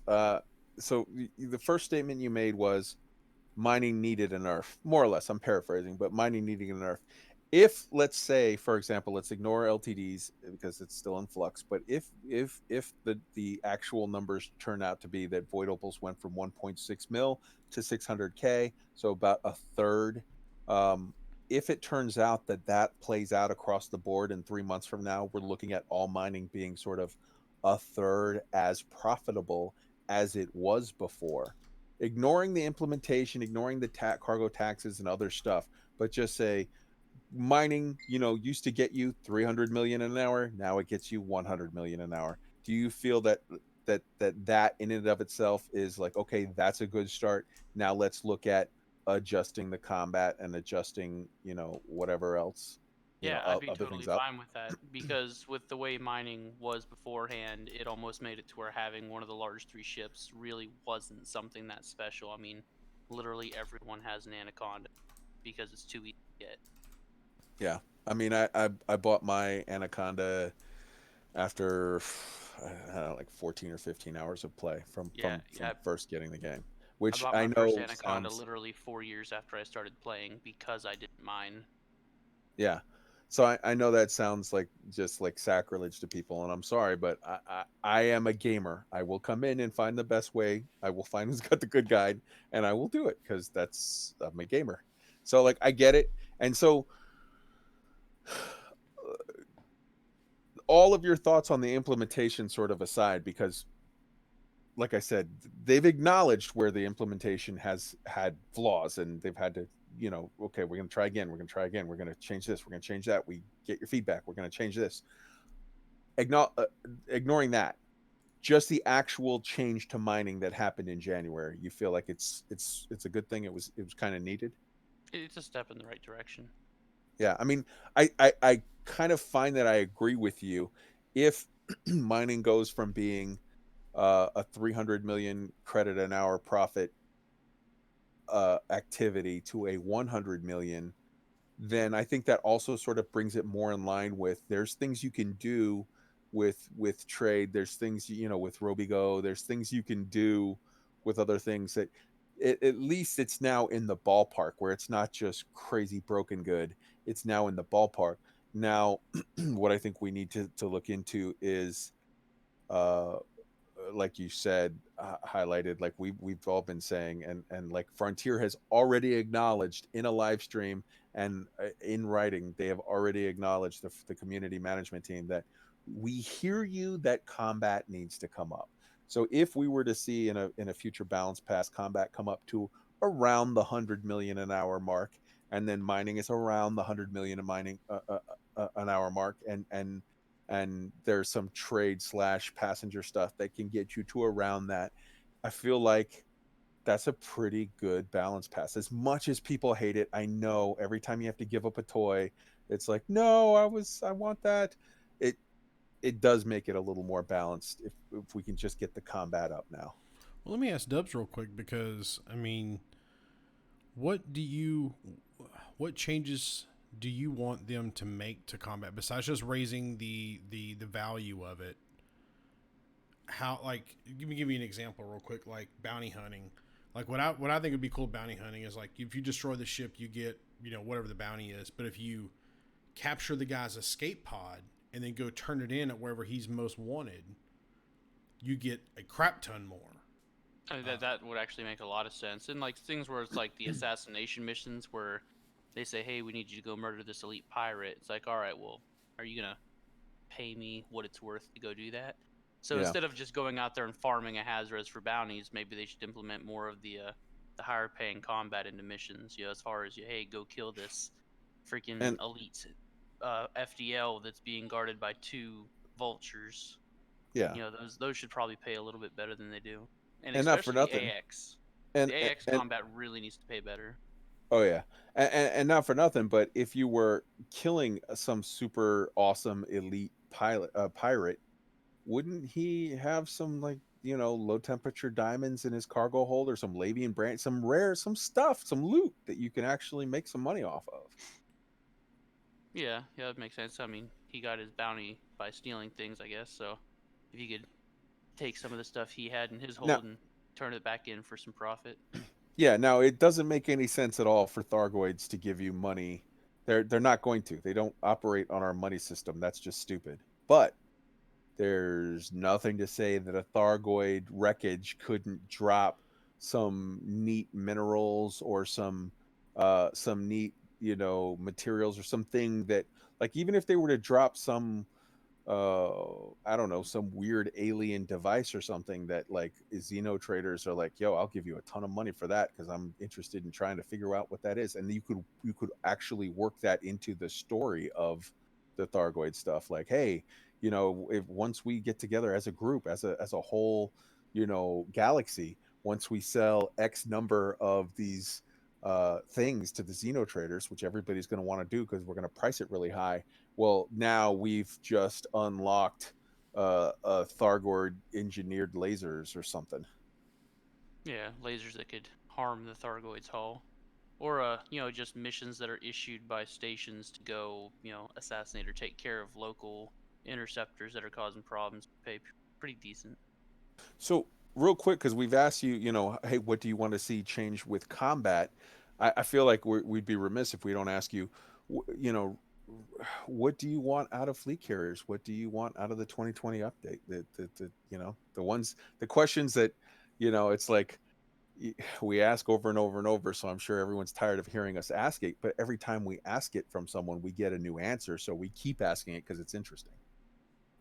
Uh, well, obviously, I want it to be able to at least try to keep pace with my exploration anaconda as far as making distance in X amount of time, but at the same time be able to carry my combat ships along for the ride.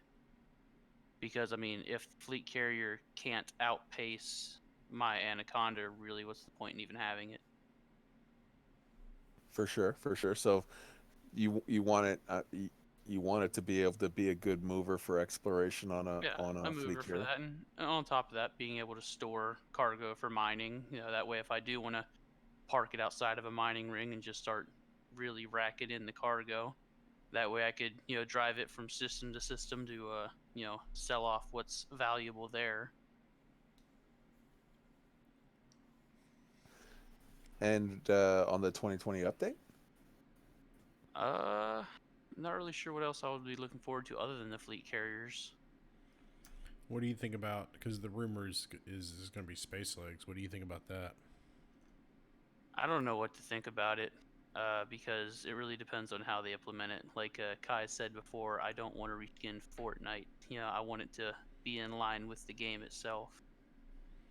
Try to not change it from Elite to something else. I feel like Ty is very much on record of saying, like, he's not he's more excited by base building, and way even more so atmospheric landings or gas mining or more of the interesting things that would be planet side or that we would be interacting with vehicles than the space legs part per se. Is there anything particularly about gas mining or atmospheric landings or Oh, other things definitely like the that? Ice worlds, gas whatever. mining would be awesome. Being able to dip down into a gas giant and landing on the atmospheric worlds. And even landing on the atmospheric worlds, the space legs would be cool to get out of your ship and go interact with the local environment. I don't want it to become a first person shooter. Amen. Have you played No Man's Sky at all? I have, and it, like you guys said before, it's very arcade-ish, but I mean, at the same time, it was kind of fun because I played it with my wife. Uh, it just didn't really have a whole lot other than, I don't know, Minecraft and space feel to it. Yeah. Wait. You played it with your wife? Yeah, we played it multiplayer together. I Would, didn't play would it when that it first came out when the uproar was about. I played it after all the updates had fixed a lot of the issues. would that be the same wife that Ty murdered on December 27th? Yes, it would be that one. In the Sidewinder event, Sidewinder versus the vet. The infamous lost episode. I never will forget. You murdered me. Oh, it was so great, dude. It was so great. Tasha on comms just you murdered me. Her voice, she sounded like a 3-year-old right there. It was like, oh my god. I still feel awful about it because I think we ought to do that again. oh, we are, and next time I'm not gonna, I'm, you're all gonna die. Well, Nah, next time, I don't know no, about. no, not everyone, Ty, because next time he's gonna murder everyone except for Tasha. What you don't know is that I'm messaging her. I got a line on her. She's gonna be my little double agent. So Treachery. that's right. All right, so another thing that is sort of occurring to me when we talk about atmospheric landings and stuff like this. All right, picture this, guys. Ready? Gas giant, gas mining. Okay, that's cool. That's cool. Remember Empire Strikes Back? Remember the Cloud City and the gas giant, Lando Calrissian's little spot? Oh yeah. Imagine coming in for a landing at a gas, basically just an outpost or a station or whatever, but like just floating in the clouds, like you had in that. I don't know. That just struck my head as like, man, I'd love to see that. Yeah, you're talking about Bespin, and on the surface, I'm all pro that, but yeah. Anyway, anyway, we're gonna move on. We can Sorry, sidetracked. no, we can talk about this all night. But Well, what we didn't talk about though, like I just rambled for a long time, and we asked Dubs his things. What are your thoughts on the mining stuff as far as like the balance and the implementation and whatnot? so, I think without a doubt, mining needed to be balanced with other things in the game. I never felt okay. I've never really played the game from the point of view of okay, this exploit is happening with like Robigo. Let's go do a bunch of Robigo missions, or hey, you can go load up on skimmer missions. You can make a crap ton of money. Now, I'm not saying I didn't do that because I did. I did some of that, but I didn't really do a lot of farming on that because I felt a little dirty doing it. And the only time I've ever really done a lot of farming is with mining because it went on for what 11 months, something like that. Yeah, a good time. It felt, honestly, it felt a little dirty the whole time I was doing it. So I'm okay with it being balanced out. Now, that being said, the state that it's in right now and the fact that uh, we don't have like good information about exactly how to sell stuff and the way that they did and apparently it's been in since day one, which I did not know, is the whole selling based upon your cargo hold. Like there's a tax on that or something. Here's the other thing about that. I've done before with both Rexless Maxla, who I brought into this game, as well as Cinnamon Ring, my buddy who I brought Mm-hmm. into this game. With both of them, when they were just getting started, I'm talking day one or day two of them playing the game, I took them mining and we did some like void opal stuff. And I can almost guarantee you that we were selling, and I had a like 100% full cargo hold Okay. on a Python, and they had a very small ship with only a couple tons worth that I had like transferred over to them. Right. But And what you're forgetting about is the fact that void opals, paynite, LTDs, all that stuff, those were fixed prices. They were exempt from the tax, and the yeah, tax apparently has existed on all the other stuff since day one. But yeah, the minerals that they put in with the mining update, they were exempt for whatever reason. Uh, yeah, in which case, so when you say it's always been that way, well, yeah, except for no, because it never was that way until now. As far as like right, right, right. you know what I mean? No, It was always that way for those other things. yeah, that's what I That meant. doesn't That's how I quite meant that. mean So, the same thing. Yeah, yeah, yeah. but anyway, yeah, man, it right now it feels like it's a little bajankly. It feels a little kind of broken. Mm. And I don't I like the fact that we got a beta. I don't like the fact that we got a 4-day beta. I don't really think that's a beta. I think that's a hey, go try this couple of things for a couple of days. Because not everybody. Here's the thing: most of the people I know in this game, they don't necessarily have the time to play every day. Most people play maybe once or twice a week, and that's fine. But if you want people to test your patch, you're going to have to give us more time than just 4 days to test it. And I think what they really should have done is give us 2 weeks, because if I'm maybe I'm wrong about this, but historically I remember them giving us betas to test for 2 to 4 weeks in previous patches, and that goes back all the way back to before, but beyond, all the way back to Horizon kind of updates when they were doing that.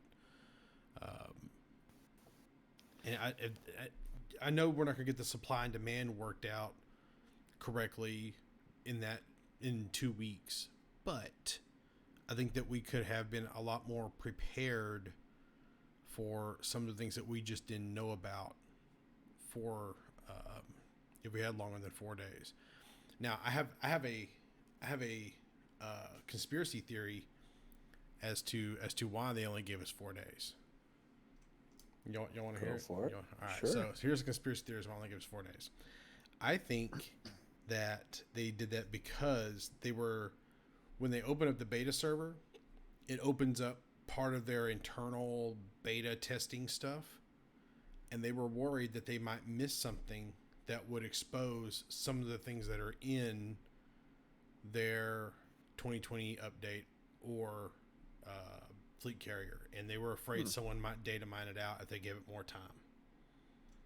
Well, in which case, obviously, what we would hope is that by the time the next round of beta testing comes up, there's a more robust separation there, so that would not be a concern.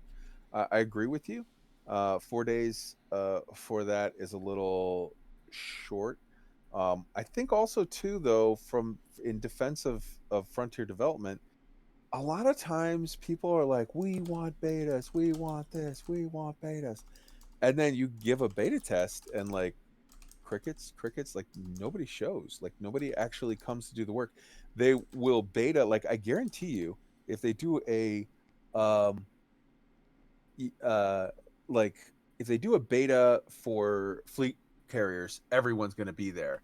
But when they do betas for things like, oh, let's fix this, let's fix that, like there's some AXI guys that get really excited and they go in there and they grind or they do whatever. But uh like a lot of people just don't beta. And this is just this maybe stupid idea, just spitballing. But like, wouldn't it be cool if they said, hey, we're going to do a 2 week beta, right?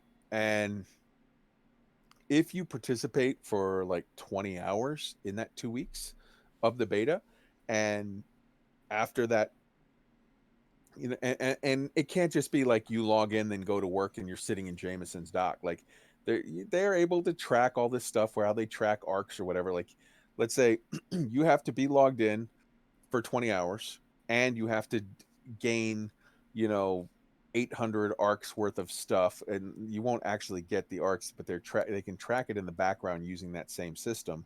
And after you're done, at some point in that 2 week period, you answer this, 50 question questionnaire or whatever. You give them some actual, every person has to give them some feedback.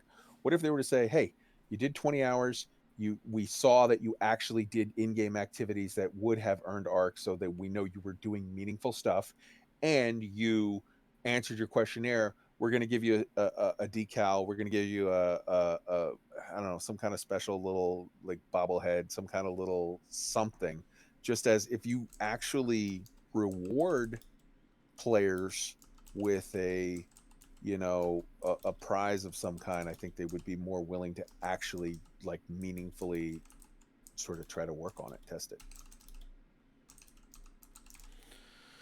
So I'm kind of right there with you. Um, so can I give you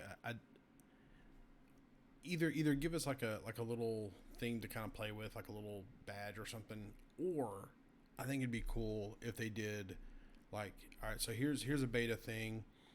We want you guys to participate, and they had developers in here with us, and it was not necessarily the whole galaxy recreated or whatever, but they put us in a small little section, and they're like, all right, we only want you guys to test core mining today. Everybody, here's your mining ship, go test core mining. And for the next 3 days, all we're gonna do is it's just test core mining. And then the next day, or after a couple of days, all right, so all we're going to do is test Thargoid hearts, whatever. It just keeps on spawning Thargoid after Thargoid, but it gives us ships that we can test Thargoid stuff with, good ships and stuff. And then that way, they're a little bit more structured, and they're a little bit more controlled. And then that way, you're interacting directly with and I know other developers do this, where they kind of, and like the last couple of days are just kind of like craziness, where I think about Blizzard and their Warcraft betas, where the last few days of the beta, they're spawning 16 Anduins and 17 Varians and 50 thralls all inside of a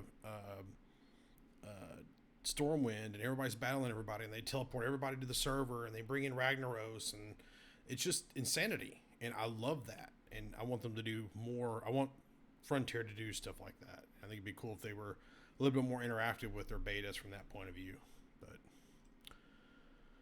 yeah, that'd be cool. I didn't even think of that, and that's actually really, really awesome. They could be like, hey, for this 3 day phase, focus this for this 3 day, and then like have a 3 or 4 day phase at the end of it. Say like free period, go do whatever you want. yeah, and if they made them a little bit more structured like that, I think people might be more apt to participate, and they might get a little bit more feedback instead of just saying, all right, the beta's up, go play it. And right on. To that end, part of the reason why I play or have played in the past the Warcraft beta is because you literally see the developers and the community managers right there with you while you're doing things, and you can chat with them about things.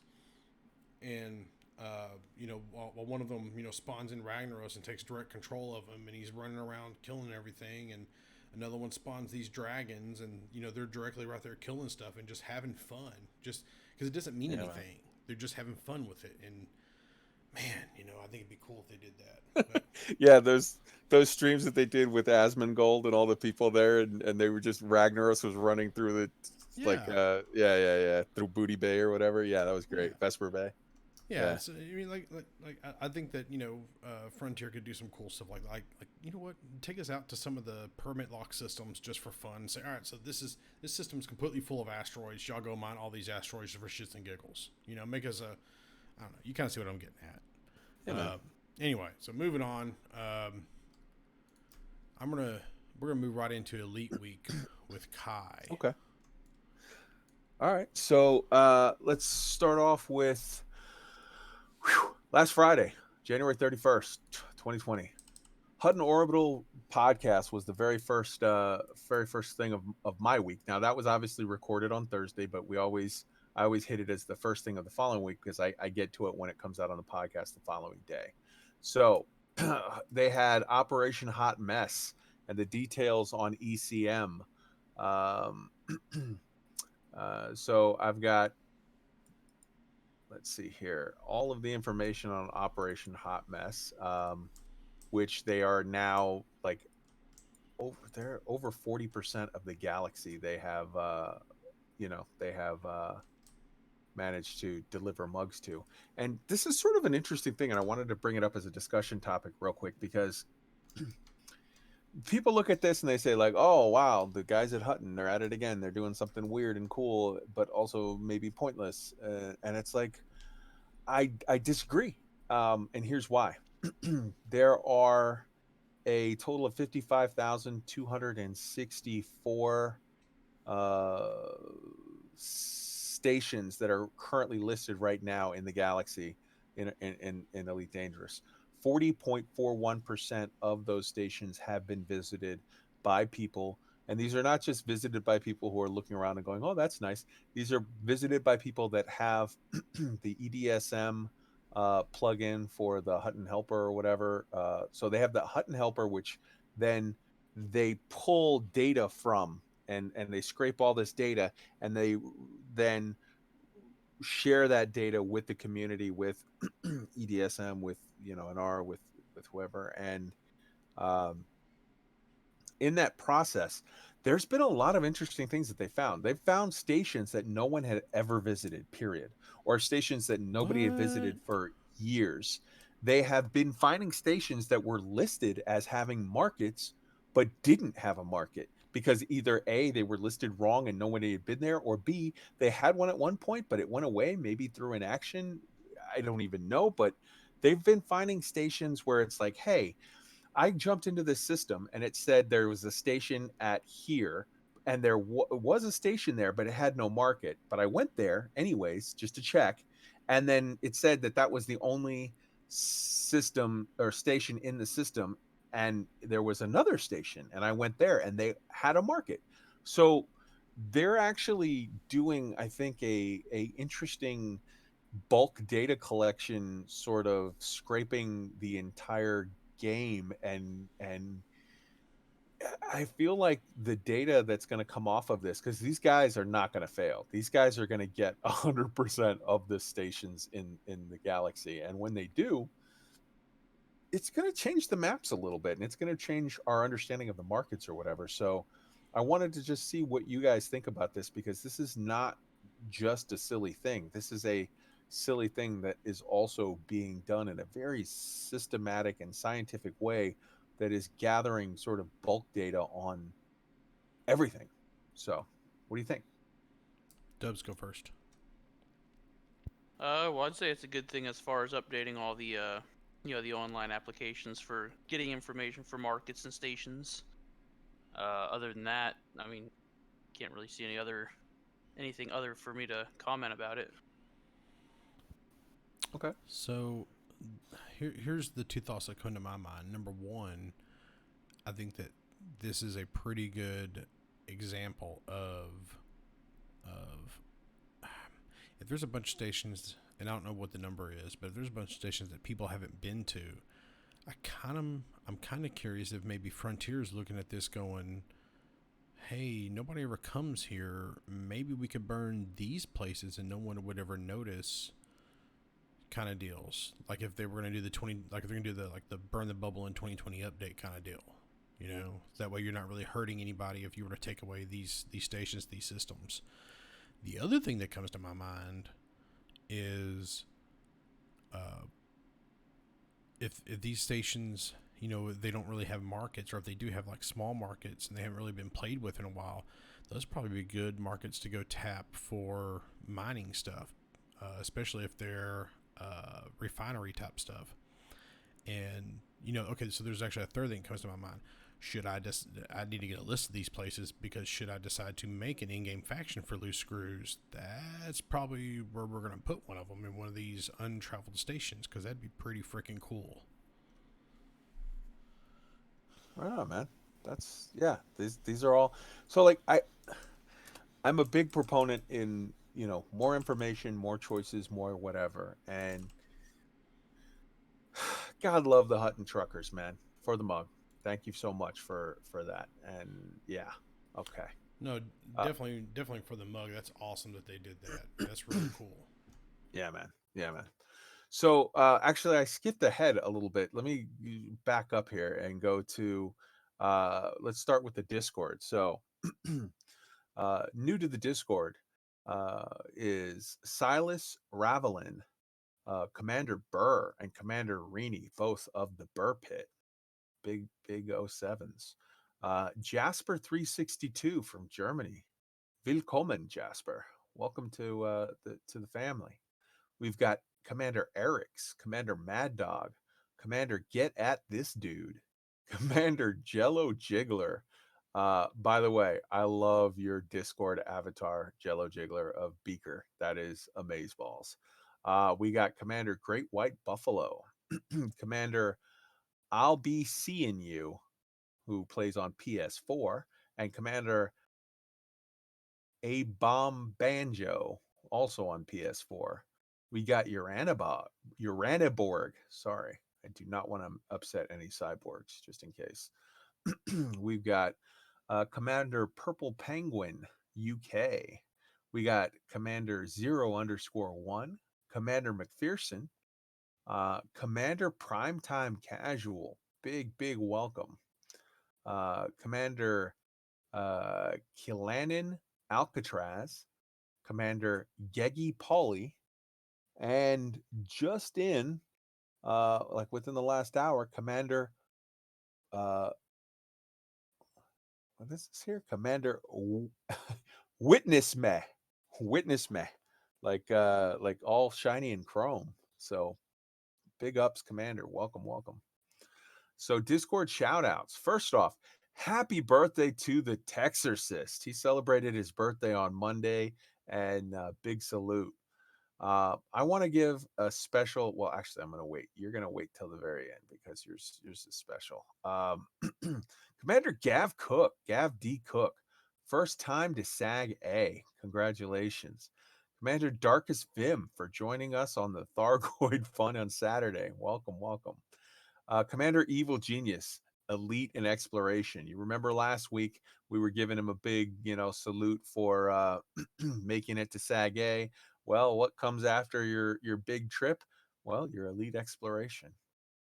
Commander Jello Jiggler, thank you very much, man, for the awesome and supportive DM. It was really sweet of you. It was very kind, and I'm sure you are going to be a very welcome addition to our family. And I want to real quick again call out jntracks.com for all of your audio engineer needs. Um, and lastly, and sort of a special call out, I want to give to Lieutenant Zephyr.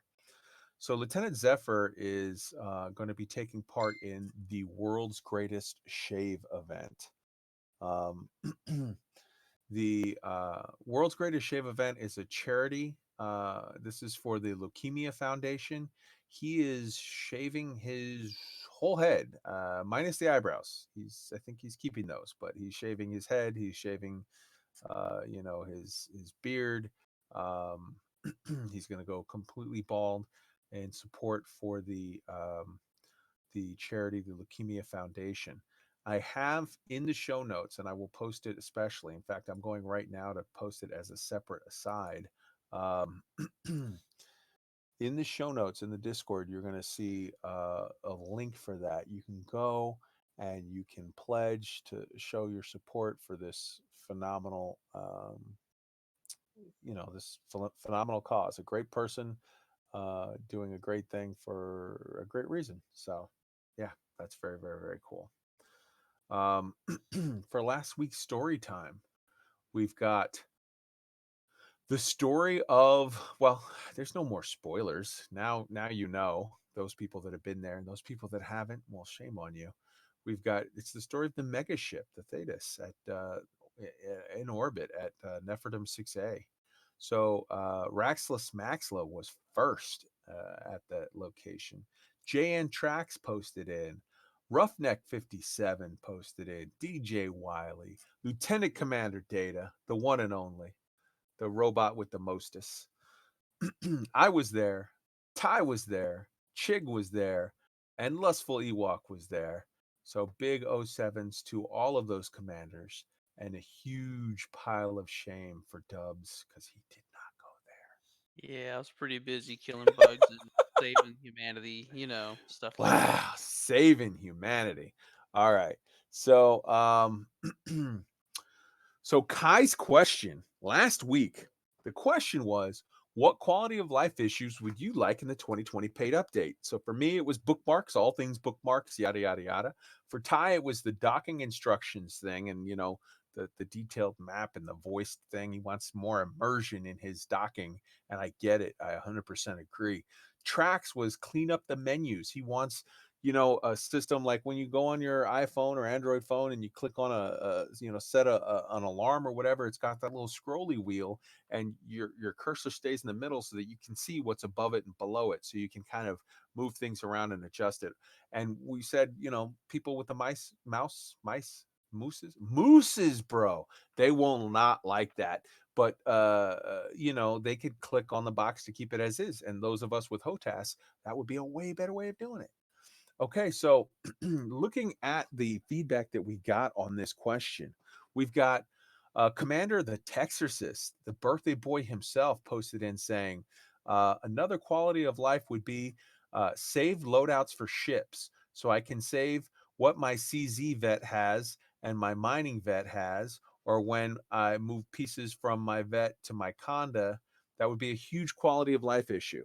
So he's talking about having locally stored on your computer like a little folder that has some preferences, and you could save some loadouts. So if you wanted to, when you go to outfitting, there would be an extra little bar at the top or the bottom or somewhere on the side. It would be a little icon, and it would say like a load a saved template, and you could just say, okay, exploration Diamondback versus combat Diamondback versus or whatever, exploration Asp Explorer versus mining Asp Explorer versus combat Asp Explorer.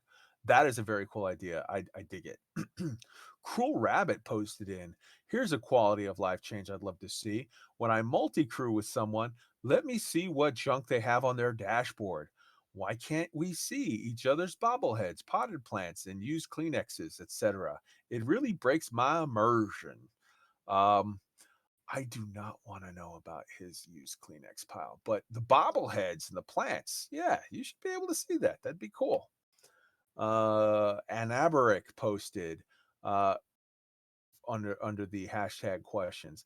Black box flight recorders for all human ships. A chance to recover lost data from exploration derps. Both yours or other people's. Maybe another way to gain data for engineering, maybe.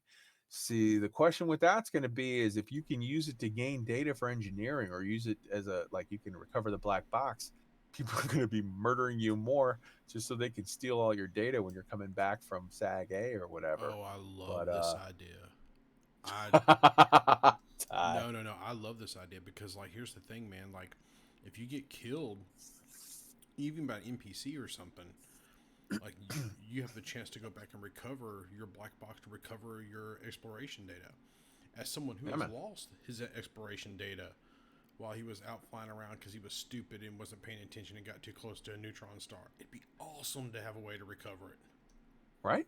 Yeah, Now, yeah. how are you Be going to interesting. recover it from that neutron star you were sitting too close Look, to? man. I'm gonna need a tractor beam. All right. Mm. Okay. All right. That's a thought. Well, hey, what about this? What about the black box is out there, right? And you can use your discovery scanner, right? And it picks up the signal source, like a high quality, signal source, a high grade signal source or whatever.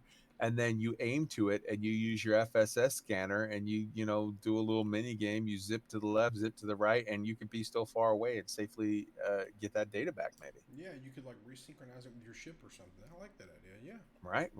You could recombobulate yourself. All right. So Commander Evil Genius, he posted quality of life improvement. ability to transport modules in your ship's cargo hold instead of hiring some invisible force to take it for you. Dude, I love that answer. That was one of the things Me that I too. wrote into Ty about that started my involvement in the show. Yeah, me too. I really like that idea. Let's see. Roughneck 57 wrote in quality of life improvement. Fix Oculus controls in the Galaxy map. There's got to be a way they can make it work so you don't have to come out of VR to plot courses. I do not do VR, but I can tell you from people who have done VR, that is a hotly contested thing. There's a lot of people that are like, "No, man, there's you do it this and this and this, and it works great." And but there's a lot of other people, Roughneck, that agree with you that it's like, no, it's borked. They can make that better or whatever. So I can't comment as a VR guy, but I know Ty's a VR guy. What do you think on that one? I don't think it's borked. I don't think it's broke. I think it could be improved. And the trick is to map the controls to the basically to your flight stick. You have to go in and remap them to where you can control everything with analog sticks. Is what you got to do to make it really work. The Right problem on. is that you're trying to navigate a 3D environment, a 3D map from a 2D space, and people are used to being able to use basically use their mouse to kind of flip around and stuff. I got it when I'm in VR. I got it mapped to my X56 little analog sticks, and it works really well. The problem is when you have to type, and because I have the Oculus Rift S, I keep one of the controllers down on my lap when I'm playing. I reach down, I grab one of those, and I hit the home button to where I get the little exterior cams where I can see the keys on the keyboard, and I can type that way. Yeah, I know I can type with that, but you got to be able to line up to get to home first before you start. Um, but yeah, I use that to line up before I start typing. That way, if I need to type and go to a system. But yeah, it's a very bajangly kind of system right now that needs to be worked on. So Right on, man. So that's a good one to think about for quality of life changes. Dr. Nagy wrote in search bar in module storage. Oh my God, I love you, sir. Increased max for focus crystal storage. Parentheses for more premium gauze reloads. I think I know what weapon he likes. You know what? If you can't increase the focus crystals, which could be done, but if you don't do that, maybe just lower the cost on premium gauze reloads. Maybe he's saying. Decimal separators on squadron leaderboards. That's a thing we're going to be looking into now that we're a squadron. Wing beacon set to on by default. Yes, please. oh my god, yes. And luminosity filter on gal map. That's kind of cool. Let's see. Commander Evil Genius again. Quality of life improvement. Show how many missions you have in a particular system in the galaxy map.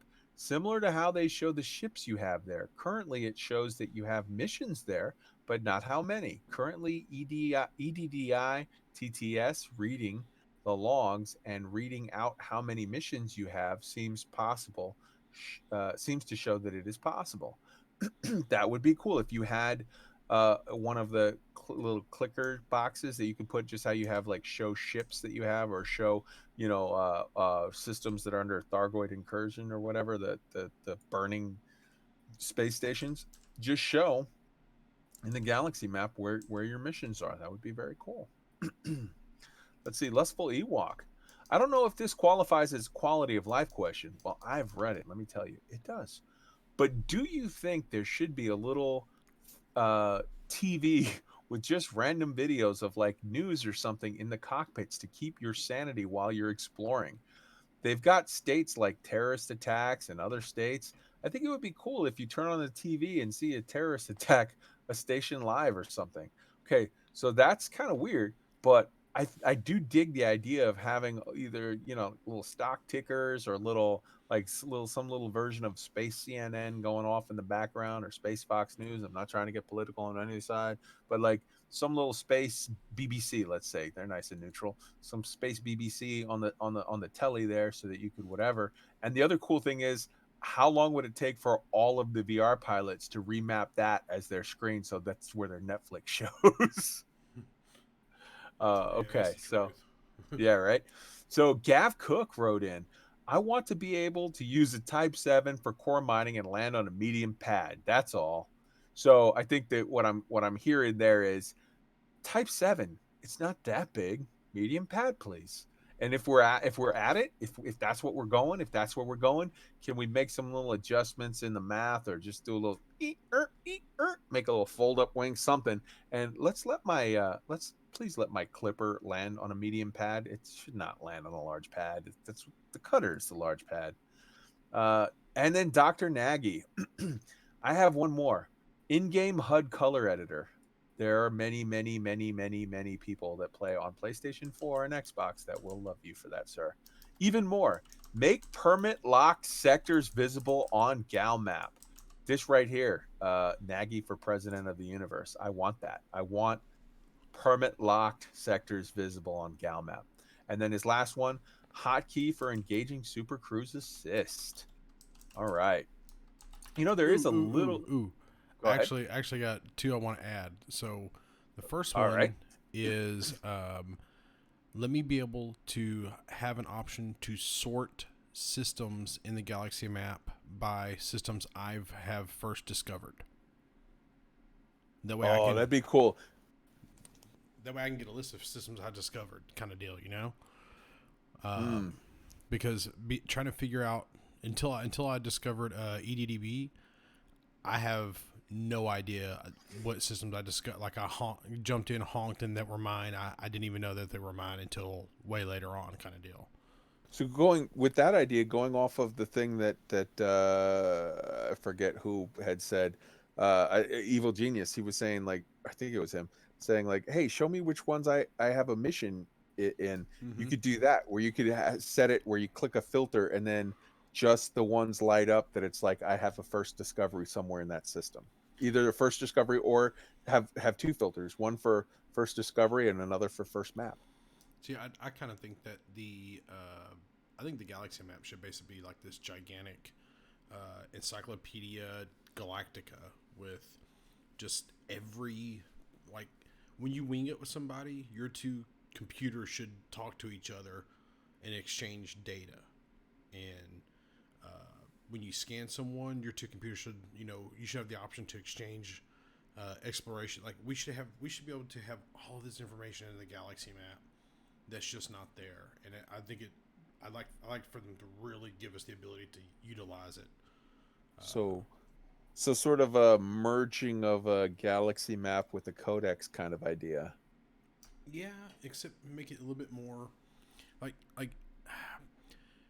I really like the bookmark thing they did, but it'd be really cool if like you could put your own little notes like, hey, this third planet in the system has a really good void opal spot.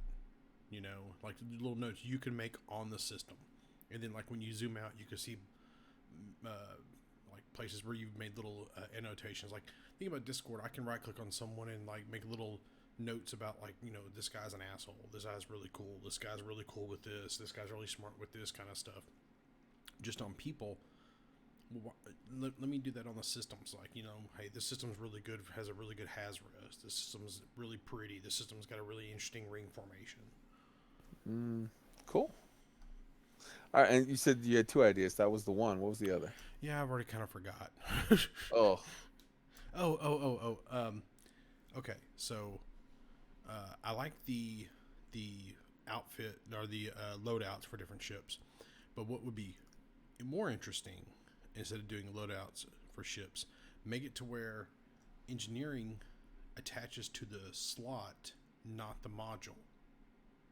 So when you engineer like your frame shift drive, you're engineering the ship module, not the ship slot, not the module. So if you slap a level 1 frame shift drive in there versus a level 5 frame shift drive, well, the extended range works on either one. It just depends on which one you have in there. This way, keep it to where you don't have to keep doing modules over and over. but so by that same idea, there would need to be some way where you could choose to use it or to not use it. Because let's say you said, okay, I want to have an exploration anaconda as opposed to a combat, a hazardous anaconda. You're going to go with two very different sets of engineering sort of priorities on those two ships. Yeah, I'm gonna have to agree with Kai on that one. I kind of like the idea of keeping it stuck with the module. I So mean, maybe a modularity, maybe where they said like if you can engineer the actual module, and you can also engineer the slot, and then you have to pick which, like, when you put this engineered module in that slot, it, like, a system message comes up that says, hey, you can't have both. Which one? Pick one. Take this or that. so so if you think about it, people are already buying multiple ships for multiple reasons. Like most people I know have a like an exploration ship and an exploration ship and a like a good example is like the Anaconda. Will have like an exploration Anaconda and then a combat Anaconda, and they'll have like a Thargoid. I don't want to say Anaconda, but they'll have like a Thargoid crate, and they'll have like a normal crate. Well, doing the modules makes it to where you have to swap the modules around, but if you did it on the ship, you could just swap the. You could just, well, okay, yeah, you're right. That's a dumb idea. The more I think about it, the more I talked it out. It's a What dumb I they idea. could do, I adding don't on think to it's a that real dumb quick, idea. Go ahead. they could expedite swapping modules. You know, kind of how the one guy pointed out, being able to save module loadouts for a ship. If they could make it to where I could go into the shipyard, say this is my saved loadout for the ship, if the shipyard looks and says, "Hey, that module's on like your Anaconda," instead of making me have to get in the Anaconda, de-equip the module, get back in my other ship, the shipyard should be able to retrieve that module from my other ship for me and then automatically load this ship up. That way, it's a one button press and I'm out of there. Hmm. And you know what? While we're at it, while we're throwing out ideas, how about this too? How about if you're in a ship that has a stupid $50 fine for fucking bumping into somebody at one point or whatever as you were coming in or coming out? How about when you go to, like, put the ship away or go to do a thing, you get a pop-up warning saying, "Hey, hey, hey, before you drop that cargo rack in storage and equip something else, just as a heads up, it's going to cost you, like, your $50 fine is going to turn into an $18,000 or $180,000 fine when you take this cargo rack back off. Do you want to just maybe pay your $50 fine right now?" Yeah, the module scrub is kind of ridiculously priced. Well, yeah, I'll be honest. The one day, and we might do it next week, is I want to do a whole thing about the crime and punishment system because I think it's really broke. And to say it's broke's not entirely accurate. I think it needs to be revamped. It feels a little too Mm. punishing in some places and not punishing enough in others. It's like you get a worst, like out of the box, you don't get much of a fine for bumping into someone and through the mail slot. But if you go murder someone, you get a heftier fine. But then if you go swapping around modules, you can end up paying almost as much as you would for murdering someone as you would for bumping into someone. And Yep, or it more. yeah, and it Or gets shipping me to a detention facility for accidentally shooting somebody. yeah, and Mhm. I or like if you're shooting someone and someone crosses your line of fire, and I don't know how you fix that off the top of my head, but I I wouldn't mind doing a whole little sub segment maybe here in a couple of weeks or maybe next week to discuss the crime and punishment system because I do think it needs to be revamped a Yeah. little bit. That Yeah, would be not to cool, man. mention catching a bounty for returning fire and defending myself if Yeah, my man. crimes are turned off and theirs are not. Yeah, there's You been know, I, multiple times I've been shot by PCs and NPCs, and because I have crimes turned off, I shoot them and get a fine, but they started it. You know. Mm-hmm. yeah, again, spitballing on ideas. You're saying you want to do something at some point. I like the idea of us keeping this show the way it is as far as, like, for the Thursday show. But who's to say that we couldn't, when you want to do it, Ty, get together a group of friends, and it could be randomly. It could be like, okay, this one's going to be, Kai, Ty, or Kai, Data, Tracks, Dubs, and Edelweiss, and we're talking about just a theme show where and the show could go for 20 minutes or it could go for 2 hours, but it's just a random drop. Hey, we're talking about Crime and Punishment. Hey, we're talking about landing pads. Hey, we're talking about just any issue. That'd be cool. We should think about that later. Yeah, that's not a bad idea. But speaking of landing pads, do we have any idea what the fuck the little things are that move when you land and take off? Do we have any idea what the fuck they do? Oh, those are supposed to be those little blast wall things. Yeah, but Those are their, I yeah, yeah. Our ships just kind of like sort of move around without a lot of. But normally, what you would expect to see in that case, in a real situation, if you have like a Harrier jet, mm-hmm. if you have an actual real world aircraft, so operating in an atmosphere, then you're going to have like lots of dust and debris and stuff blown around or whatever. So I think Yeah. in theory that's about that. I think it's cool. I think it's neat, regardless of whether or not it sort of totally makes sense.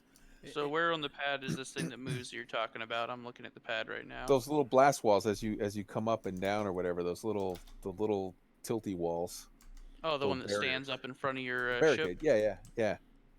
Oh, All right. So I don't want to get too far off track here. So we Yeah, go ahead. talked about last week's Kai's question was all about what quality of life issues do you have, and I kind of don't want to I don't want to give off a negative impression because we literally just spent the last 10 minutes or more talking about I would like this change, I would like that change.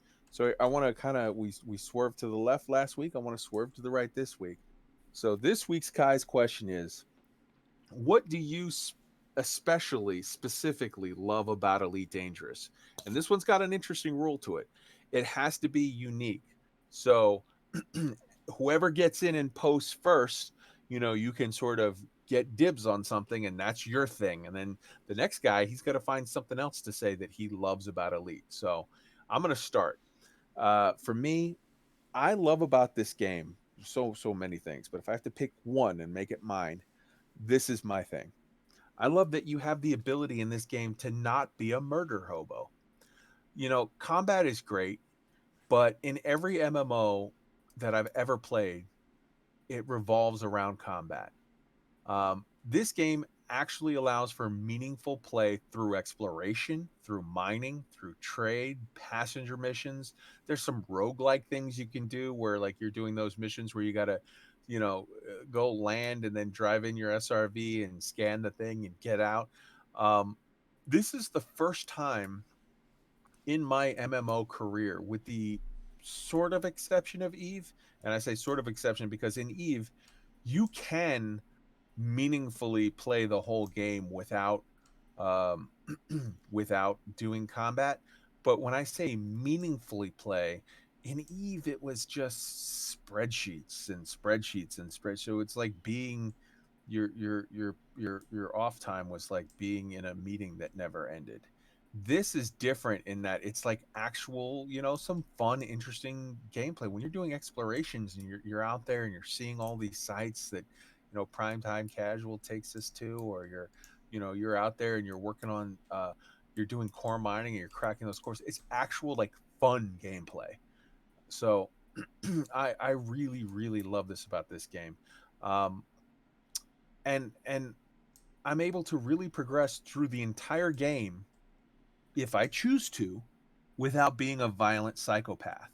Every other game, World of Warcraft, Final Fantasy, EverQuest, this one, that one, it's always, okay, you go to a cave, you see a thing, you kill the thing, you take their cake. This game gives you the chance to really do cool stuff. You can play NASA, you can play, whatever. Like there's so many.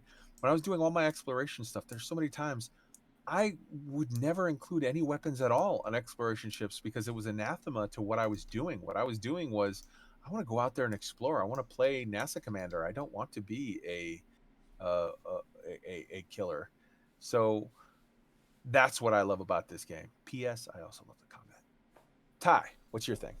No, I want Dubs to go first. Go ahead, man. Oh, okay. all right. So the combat part's one of my favorite ones. The flight model and that's associated with it. It's very realistic, not very arcadey feeling. if you overshoot your target and aren't careful, you're just gonna drift on past them. For example, if I try to turn my cutter around, it takes me about 5 kilometers to do so because of the realistic physics. Worst ship ever. But yeah, I love the flight model in this game, just the way the ships handle. Great answer. Great answer. All right, Papa Bear. Let's hear it. All right. So I had to do some thinking about this because there's a lot of things I love about this game because um, I feel like I spend a lot of time talking about all the negative things that I don't like, or the things that irritate me, or the things that feel bejangly or broken or whatever. But man, when I was a kid and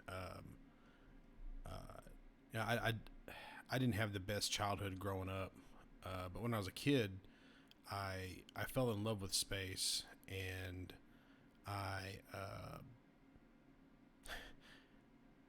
you know, I think every kid has that dream of being like an astronaut or something. Well, man, I had that dream until I was like 15, or 16, and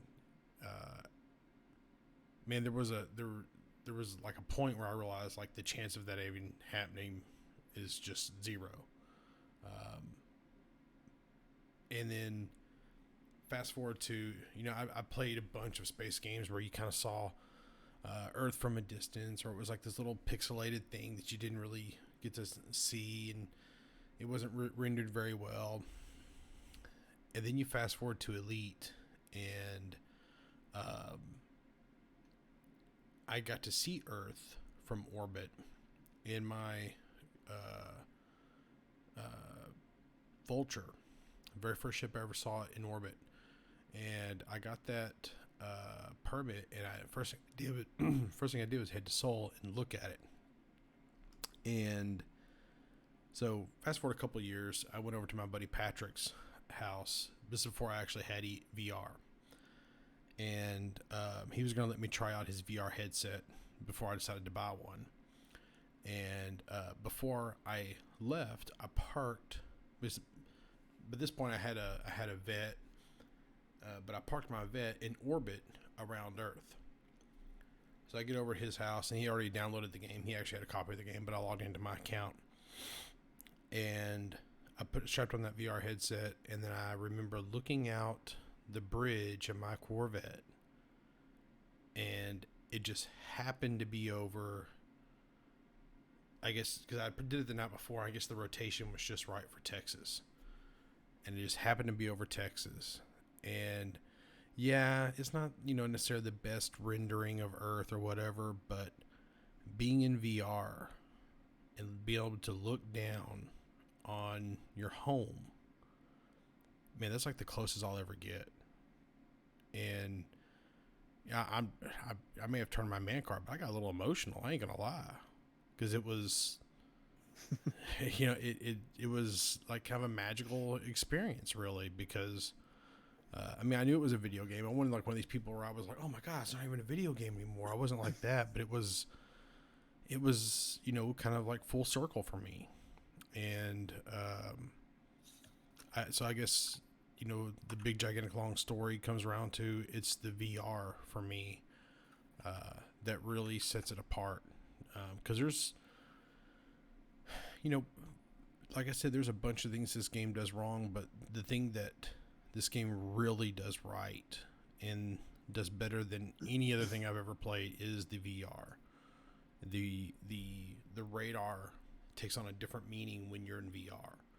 The way that the panels are hologrammed in the ship take on a different meaning. The scale of everything feels different. When I first looked out the bridge of my Corvette and saw the length and just the sheer size of it, and you don't get that impression from the 2D model. It's big, but you just don't get the feeling of weight and size. And the VR really wins it for me. Right on, man. That's cool. So there we go. Last week we focused on, hey, what little things bug you and you want to fix. This week we're focusing on what do you love. And for me, like I said, it's the It's the non-murder hobo ability. For Dubs, it's the murder hobo ability, and for Ty, it's elite in VR hashtag Colo moment. So Aw. yeah. So all right, I'm putting those in. I'm gonna put those in the channel, and then we're gonna open it up to everybody to come in with their stuffs. All right, so let's get on with Elite Week. We did the Hutton Orbital thing already because I wanted to discuss the hot mess. Good stuff. Love you guys. Frontier announced that. Oh, so first off, sorry, real quick for Hutton. I've got Operation Hot Mess is in the show notes. The podcast page link is in the show notes. They come out. They do it every Thursday, uh, early afternoon America time, nighttime England time. The podcast normally comes out on Friday. The Twitch live link is in the show notes, and the ECM 2020 is in the elite community meet is in the show notes. So for any of you guys that are looking to go there, go and see Drew Wagar, and I'll be jealous of you. Frontier announced the special effect Game Blast 20 live stream. It is in the show notes. This is going to happen February 21st and 22nd. They're going to play for 24 hours, and they're going to be playing Elite and Planet Coaster and Planet Hollywood and Planet Dinosaur and other things, and they're going to be doing stuffs, and it's like it's a 24-hour marathon of them just subjecting themselves to all kinds of silliness and having fun and laughing, and uh it's for a great cause. This is the thing that they normally were doing at Christmas time, but they've moved it to coincide with the Game Blast thing, and all of this is going to be to raise money for special effects.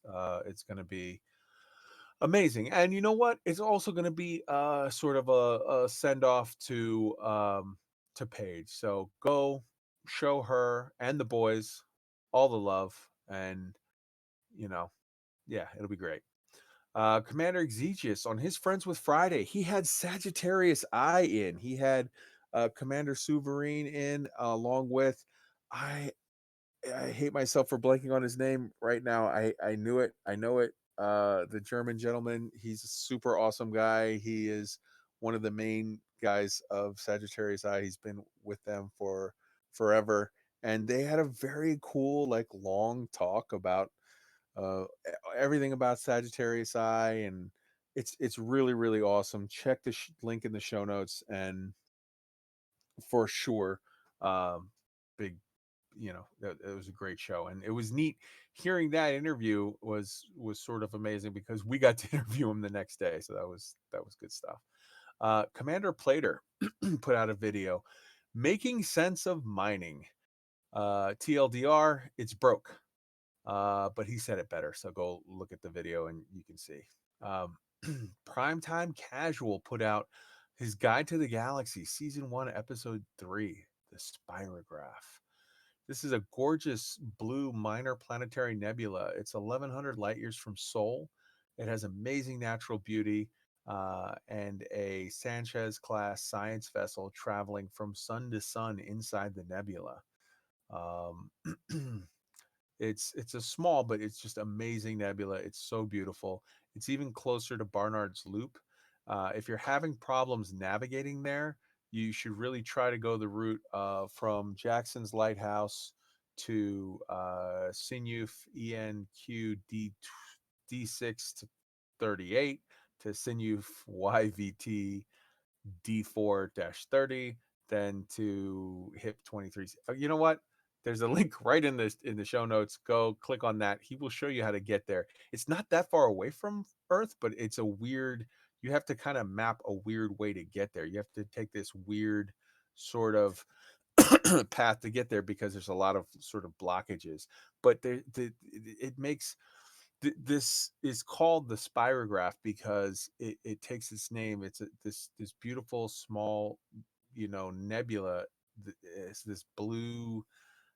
mm, it just has like a spirograph design sort of on it, and it becomes clearer and clearer. You can see in the video as you approach, and just just it's stunning. So go look at it. The Burr put out his Which Space News. Uh, he talks about the mining nerf 1.5, mining nerf 1.5 incoming. That was when they said, hey, we're going to fix the thing, and not quite fixed yet.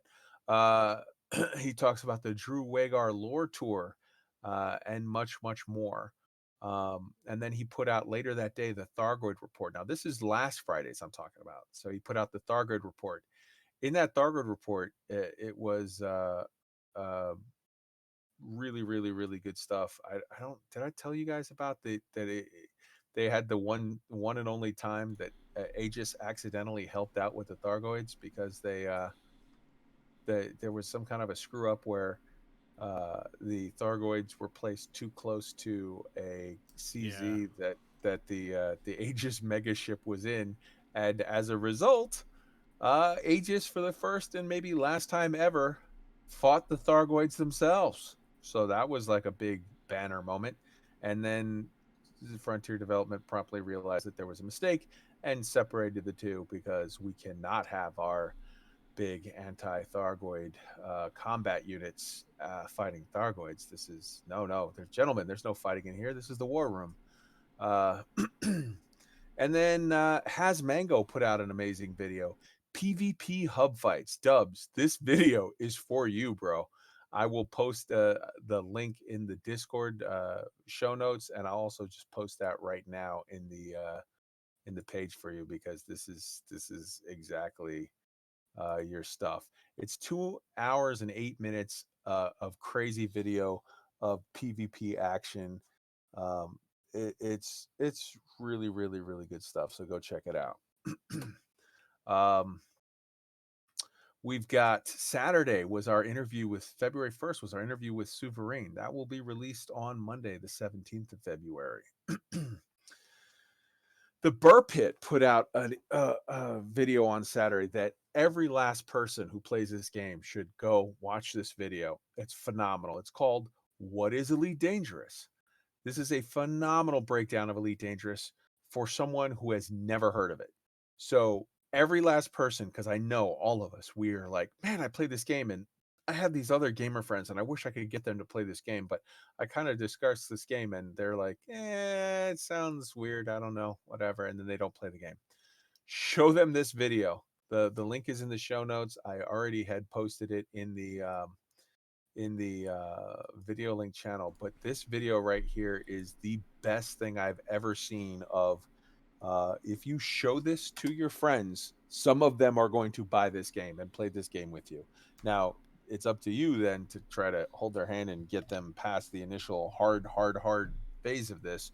But this video is the best single video I've ever seen to sell this game to people. He breaks it down, he explains what it is with amazing, footage through the whole thing. It's just beautiful, man. If we could get every last one of us who play this game could send that out to 10 of their gamer friends, and half of those people ended up buying the game, we would explode the population of this game and give Frontier a whole lot of money to make cool stuff that we can then play with. Yeah. I actually watched that video, man. That video is fucking great. Right? Yeah. Yeah, It's really great. 100%. All right. So also put out that day, Commander Exorcist from the SPVFA, which for those who don't know, that is the and now I'm fucking blanking on it. S is what is it? Is it Society? I forget, but it's photographic video fan art. So it's the something photographic video fan art. These guys just focus on amazing footage. And you know what? You could totally tell that from looking at his video. His video is entitled Out There Season 2, Episode 1. It's just a couple minutes long. It plays some music. It doesn't have speaking in it. It is just really well done camera footage. Again, if you show your friends the Commander Burr video and say like, hey, this explains the game, then after that show them this video from SPVFA and just say like, hey, just look at this. Look at how pretty it is. People will come. Down to Earth Astronomy put out a video that same Saturday called Elite SRV in Kerbal Space Program. It's a 10-minute long little video. This is like part one of a series. I don't know how many it's going to take him to do to get it done. I'm guessing it's going to be either there'll be a part 2 or part 3. 2 and 3 come in at some point. But he literally, in the Kerbal Space Program, is building an SRV. Very, very cool stuff. He's built other things in the Kerbal Space Program. He's built a working, USS Enterprise 1701D, like the classic Enterprise from the '60s show. Complete with Um, shuttle pod, by the way. yeah, and functional. He actually flew. He docked the shuttle and got it out. Yeah, just I love Down to Earth Astronomy. That guy's amazing. All right. Sunday was our interview with Atris 5060. It'll be released Monday, the 24th. So take a look for it. Also on Sunday, Sepulture Geist. Hey, I said his name right there. Sepulture Geist released a defense of gankers. Now, did you guys get a chance to take a look at that? Because I wanted to discuss it if you had. I have did not. not. Okay. Well, And the reason why is because I can't get behind it. I'm not gonna be able to defend gankers. I'm sorry. Well, okay. I think you should check out that video. I'm gonna post it again in the video footage in the video link room. I think you should check it out because he literally breaks out the difference between a ganker and a griefer, and he actually does say like, "Hey, these guys right here, these guys are just dicks for being this purpose of being dicks. These guys are this, these guys are that," and he actually then goes through and says, "I'm not really in favor of this. I don't like this. This is not my style of gameplay." But he explains why it's kind of better to be in a universe where they exist. And I actually sort of agree. I play in open. I could play in solo and never have that. But I like the tingle. To be clear, he's not a ganker. He is not a person who says like this is fun and this is why. He says, hey, I went to distant worlds. I did this, I did that. I like playing the game not being a ganker, but I feel like uh I would rather a game where they exist and I have to kind of feel a little nervous about them and it makes the game it adds to the spice. I would rather that than a game where they're just I know, I'm playing in solo and I'll never see them. And I find myself agreeing with his sentiment there, man. It's an interesting discussion that you should really. He's not saying pro ganker. He's saying um, it's better to have some. Now, maybe if it was a constant problem, I would change my mind and play more in solo or whatever. But I mean, I've had some run-ins, and I've a couple of times been pops, but I've also a couple of times, well, more than a couple of times actually. I'm running about an 80% success rate and getting away, and man, it adds to the spice. It makes you feel alive. It makes it feel more worth it. And I don't know. I kind of find myself agreeing with what he's saying there, man. Well, let me also say this. I think they definitely have a place. Um, but man, I spent about 4 hours downloading a video game this week, and then I spent about an hour and a half patching it, and then all of this just to get into the game, and then playing for about an hour. True, about 40 minutes of that was me just being lost, trying to figure out where the hell to go, and then getting to where I was actually wanting to be, launching, and then being in the air for like 30 seconds before Yeah, getting ganked. Not once, but twice. yeah. And No, the whole thing, or griefing, I'm not real sure the difference. so And, yeah, let me. and the whole time, chat's just LOLing like they think it's funny. I'm a brand new player. Why would you want to shit on people to play the game? I've never in my life understood that. So I to be do not clear, he breaks understand that that. out. He breaks that out and he separates that because that is not ganking. That is definitely griefing, and the difference between the two. And he actually explains like This is where the term ganking comes from. This is what this is about. He's talking about, he's like, yeah, that is griefing. They are people who are just there to try to make sure you don't have any fun. If you attack somebody 30 seconds off the landing pad, that is just griefing. And he said those are all people that are, horrible assholes, and absolutely that is not in any way defensible. It's not something he's talking about. When he's talking about gankers, he's talking about people that go out there and fly, not attack you right as you're coming off of a landing pad or whatever, but go out there and just randomly try to attack you out in the world. He said that if you're going after somebody at a moment where they're completely vulnerable and it's not possible for them to do anything, that's griefing. If you're repeatedly killing the same people over and over, that's griefing. That's a very different thing, and he did not in any way defend that. Well, you make a very good point.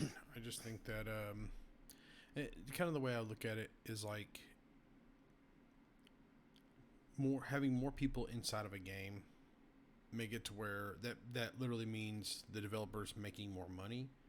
That literally means they can hire more and better people, which means that you end up with better content. So why would you want to make it to where the game you're playing, people can't get into the game and do? And I'm not necessarily against grief, ganking, like flying around and engaging people in PvP. I think that's okay, like just kind of like you said, because that's part of the game. That's part of the galaxy, so to speak. But doing what was done to me, and again, that was in Star Citizen.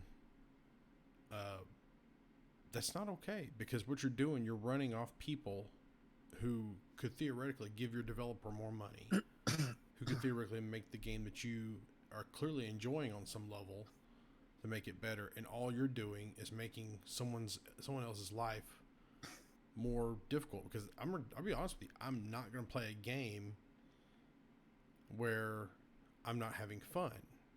That's the whole point of playing video games, is to have fun and enjoy your time. And if you're not enjoying your time, then what the fuck are you doing? Yeah, man, I get it, 100%. I get it. Dubs, you got any thoughts on this? Well, I'll have to agree that ganking does have its place in the game as long as there's a valid reason and you're not just griefing someone just to be a dick.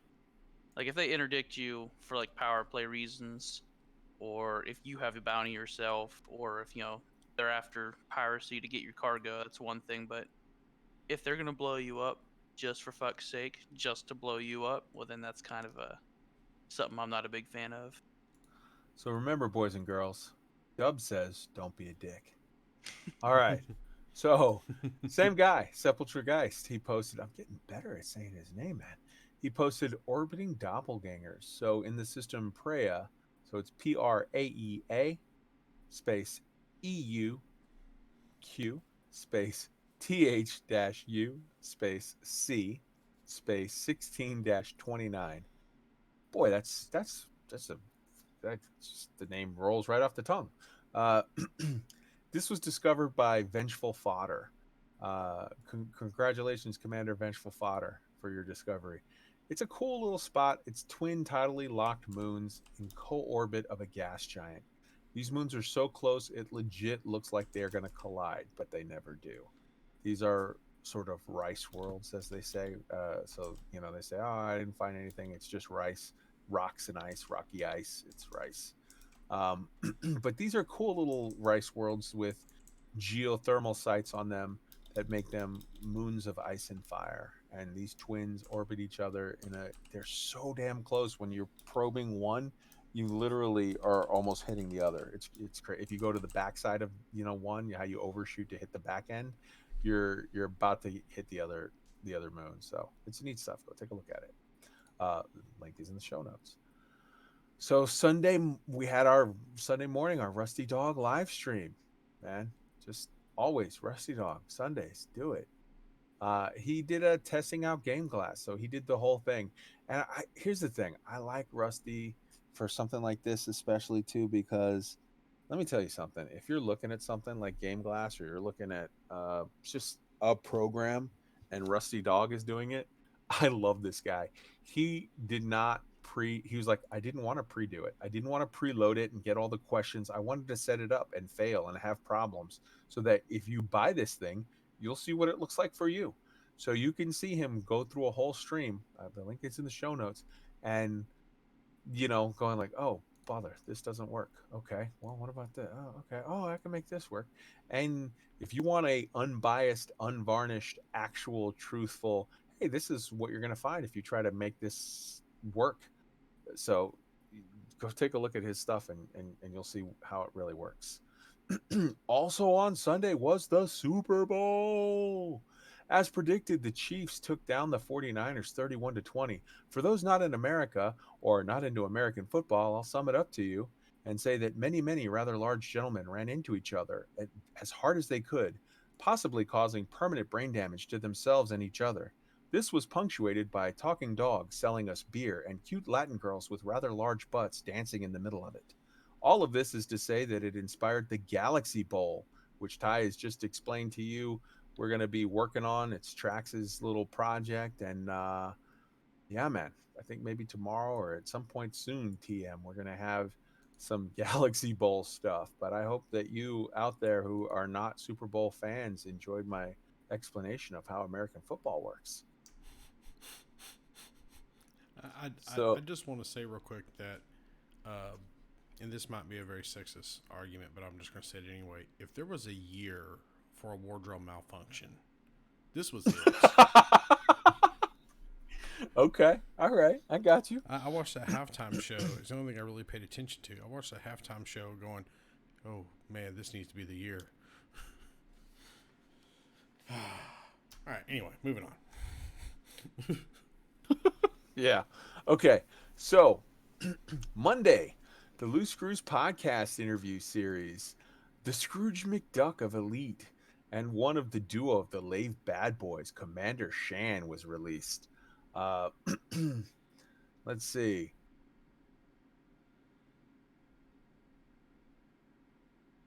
Sorry. I was looking here. Immediately after my announcement of the drop, Alec Turner and I were discussing the Thursday live stream in which Lave Radio were going to be chilling with Stephen Benedetti, and I asked who was going to have the balls to ask Stephen about mining first, which got an immediate response from Will Flanagan. He gave the big, like the danger eyes, the big eyes, and then he stated, so the feedback about that has been passed on to the dev team, and the team are well aware of how folks feel about it. So yeah, that's another fun part of the story of that was that week of that. And then, as I said, Factabulous posted the bulk tax investigations in 3.6. A link is in the show notes. You can go read for the whole thing for yourself if you'd like. On Monday, Down to Earth Astronomy did his. Well, first he did a video. Hello, Dave. Sorry, with Down to Earth Astronomy. He did. It was episode 134. Low temperature diamond supply and demand. Um, TLDR. They're looking into it. It will be in flux for a little while. Um, Also, on that Hello, Dave, he did a explanation or a little more information on eliteguides.info.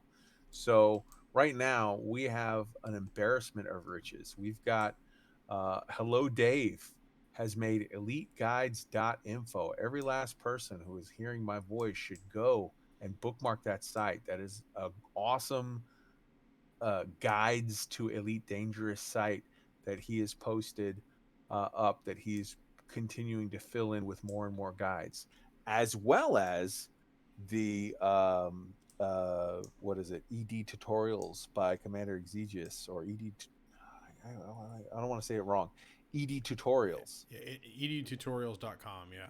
Yes, edtutorials.com with Commander Exegius. His personal YouTube site is ed tutorials with Commander Exegius. And we have two very, very awesome sort of pillars of the community of the guides of Elite Dangerous. And some of you might like one's guides more, and some of you might like another guy's style more. They do different guides, but they both do amazing guides, and everyone should go immediately and bookmark both sites and use them both, man. Don't be team this or team that. Just be all of it. Just go check it out. Be Team Werewolf. Yeah, for sure. I don't know what I'm agreeing to, but sounds good. Why not? Yeah. Elite Dangerous live stream Monday, the Let's Play with Paige and Will. Um, so Paige was tooling around in her crate, and Will was, sort of doing the hosting of the stuff, keeping an eye on the stream and whatnot. They discussed the upcoming 24-hour Game Blast charity live stream for special effects. They discussed that low temperature diamonds are still too high and it needs to be tweaked more. They're aware.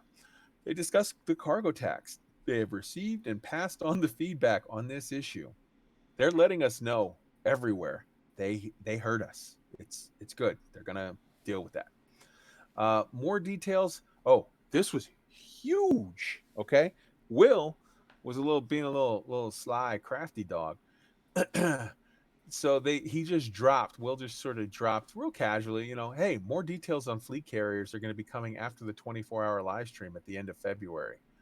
Uh, he didn't say it exactly like that though. There was some. He said like it's not going to be right exactly after the live stream. So the live stream is February 21st and 22nd. He said it's not going to be, you know, exactly then, but coming after the next sort of thing from them is going to be soon after is going to be that.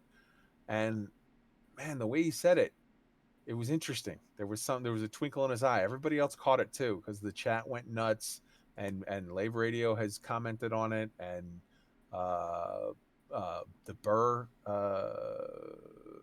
Witch Space News commented. Like everyone saw it, and you got to go. I've got the link in the show notes so you can go see it for yourself, man. There was a twinkle there. There's something there. My updated prediction for fleet carrier information now is going to be either the first week of March or at ECM. And I know this sounds weird or bad to say, but I hope that it's not the first week of March. I'd rather wait an extra week so that it could drop during ECM with a nice little teaser. That would be awesome. Or like a teaser drop on the first week of March with like the date or whatever, or just a teaser, and then at ECM, I hope they give those guys something special because they deserve it. Especially doing the ECM at Frontier Development, they're doing it at Cambridge, so like a mile down the road from Frontier. So that would be just super super super good. You guys, any thoughts on that stream? Any thoughts on the idea, the prediction, whatever? No, I don't really have anything. Um, I mean, I don't think. I'm not sure that we're gonna get like a great big reveal of anything regards to fleet carriers. This feels like FDev's typical. Hey, we're gonna tease the thing that we're gonna tease about and then talk about the thing. And it feels like we're kind of on step 2 of the thing that they're teasing about. I mean, yeah, but it's a step closer, and I feel like we're getting to the point where it's coming. Like stuff is coming. Yeah, don't misunderstand me. I'm very much excited about it, but I also am sitting around going, yeah, but hey, we're like on tease number 2 of a 4 tease scenario here. So Yeah. So after that, within hours of that stream was the Frontier forum post by Paige saying that she would be undocking from FDev at the end of February. So again, much love and big send off for Paige. Later that day, Depression Channel. This guy, he's a code boy. He's part of the code, the pirates are, and man, he posted a video that I think I dropped in our video link, and it set our Discord on fire. So he went for the heat damage record, and he shattered the pre-existing. He had the heat damage record at like 53%, and and then not long after, a guy had shattered his record, getting it up to, I think it was like 135,000%. And then he was like, "Oh yeah, yeah, you got something? All right, let's see what I got." And he specially engineered and set up a anaconda just to be a heataconda. And you can watch this video. It's like 17 minutes long, and I guarantee you won't look away. He got it up to 812,591% heat. It was Damn. it was incredible. If you look, it's you can see it now if you scroll up in the video links page. It's there, man. And I would not have believed it, but through a lot of energy management and doing crazy stuff with like five different he had like five different AFMUs going, and he was I mean it was at a sped up rate, but man, it was just crazy. So Yeah, I didn't think that was possible. It makes me not feel so bad about getting my FDL up to 2000% on accident. yeah, right. Yeah, well, that Eight happened to me. I looked down and saw 2000% after accidentally enabling silent running and then firing off 4 Gauss cannons. I mean, I thought this is the end. There's no way the ship's coming off of it. But well, you then were that guy still just goes and yeah, you were still 810,591% lower than he was. So yeah, yeah, yeah, it's true. But my ship did not handle it as nicely as his did. I had half of my internal modules shut down. yeah. Well, he had a lot shut down too, but yeah, it was crazy. All right. So we had Tuesday. That brings us to Tuesday with the Frontier Forum post on mining. That was Stephen Benedetti saying, they were looking into it further, et cetera, et cetera. Also on Tuesday was posted Sagittarius Eye, the travel guide, the Dryao Awesomes. I don't know if you guys have been here or have any experience with this, but the Dryao Awesomes, it was renamed by the Galactic Mining or Mapping Project. The official system name is DRYAU AUSMS KG-Y E3390. This may be, how they do the most what is it, the most interesting man in the world or whatever. This may be the most interesting system in the entire game. I If someone finds one more interesting than this, I challenge you, submit it to me, and I will give you will win the internet that week. So this system of extremes hosts a black hole 3 seconds away from a white dwarf star, in the exclusion zone of which is a gas giant that passes through the cone every 14 minutes. 7 light seconds away from the black hole is a landable metal rich planet. 15 seconds out are a pair of binary worlds, a massive water world and a gas giant, one of which has a pair of volcanic moons in co orbit. So it's doubles orbiting doubles. The link is in the What? show notes, but the system, I'm going to say it again for you. And Sagittarius Eye, just thank you for being awesome, period. The system is DRYAU space AUSMS space KG dash Y space E3390. This system is a must for if you call yourself an elite explorer, you must go there. It's the new rule. All right. The link is in the show notes. Go check it out. Go to Sagittarius Eye home. When you go check that video out and you're at the Sagittarius Eye page, just click subscribe and notify and just be like me and see everything they post this the second they post it, because if you're not, you're missing out. So also on Tuesday, Guard Frequency, they post their episode 293. They covered Picard. I don't know. Maybe we should not tonight because it's too late, but maybe we should start covering Picard, do the discussion on that. They Hey, covered. Go ahead. no spoilers. I haven't seen episode 3 yet. I'm watching that after the show. So Right, right. All right. So, they covered the new space RPG. So there's a new studio that is popping up in Austin, Texas.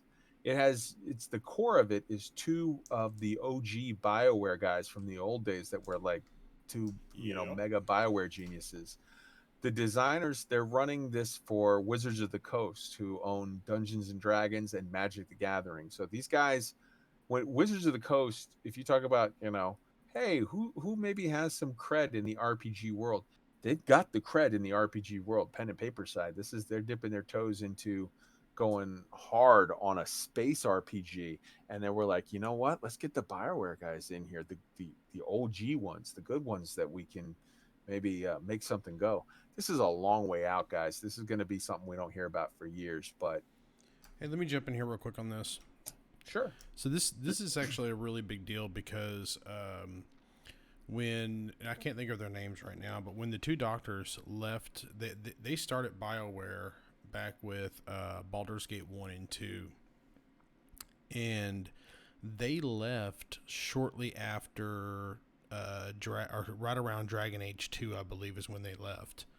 And I'm of the mindset BioWare has not released a good game, or rather, let me rephrase that. BioWare has not released an exceptional game since the first Dragon Age.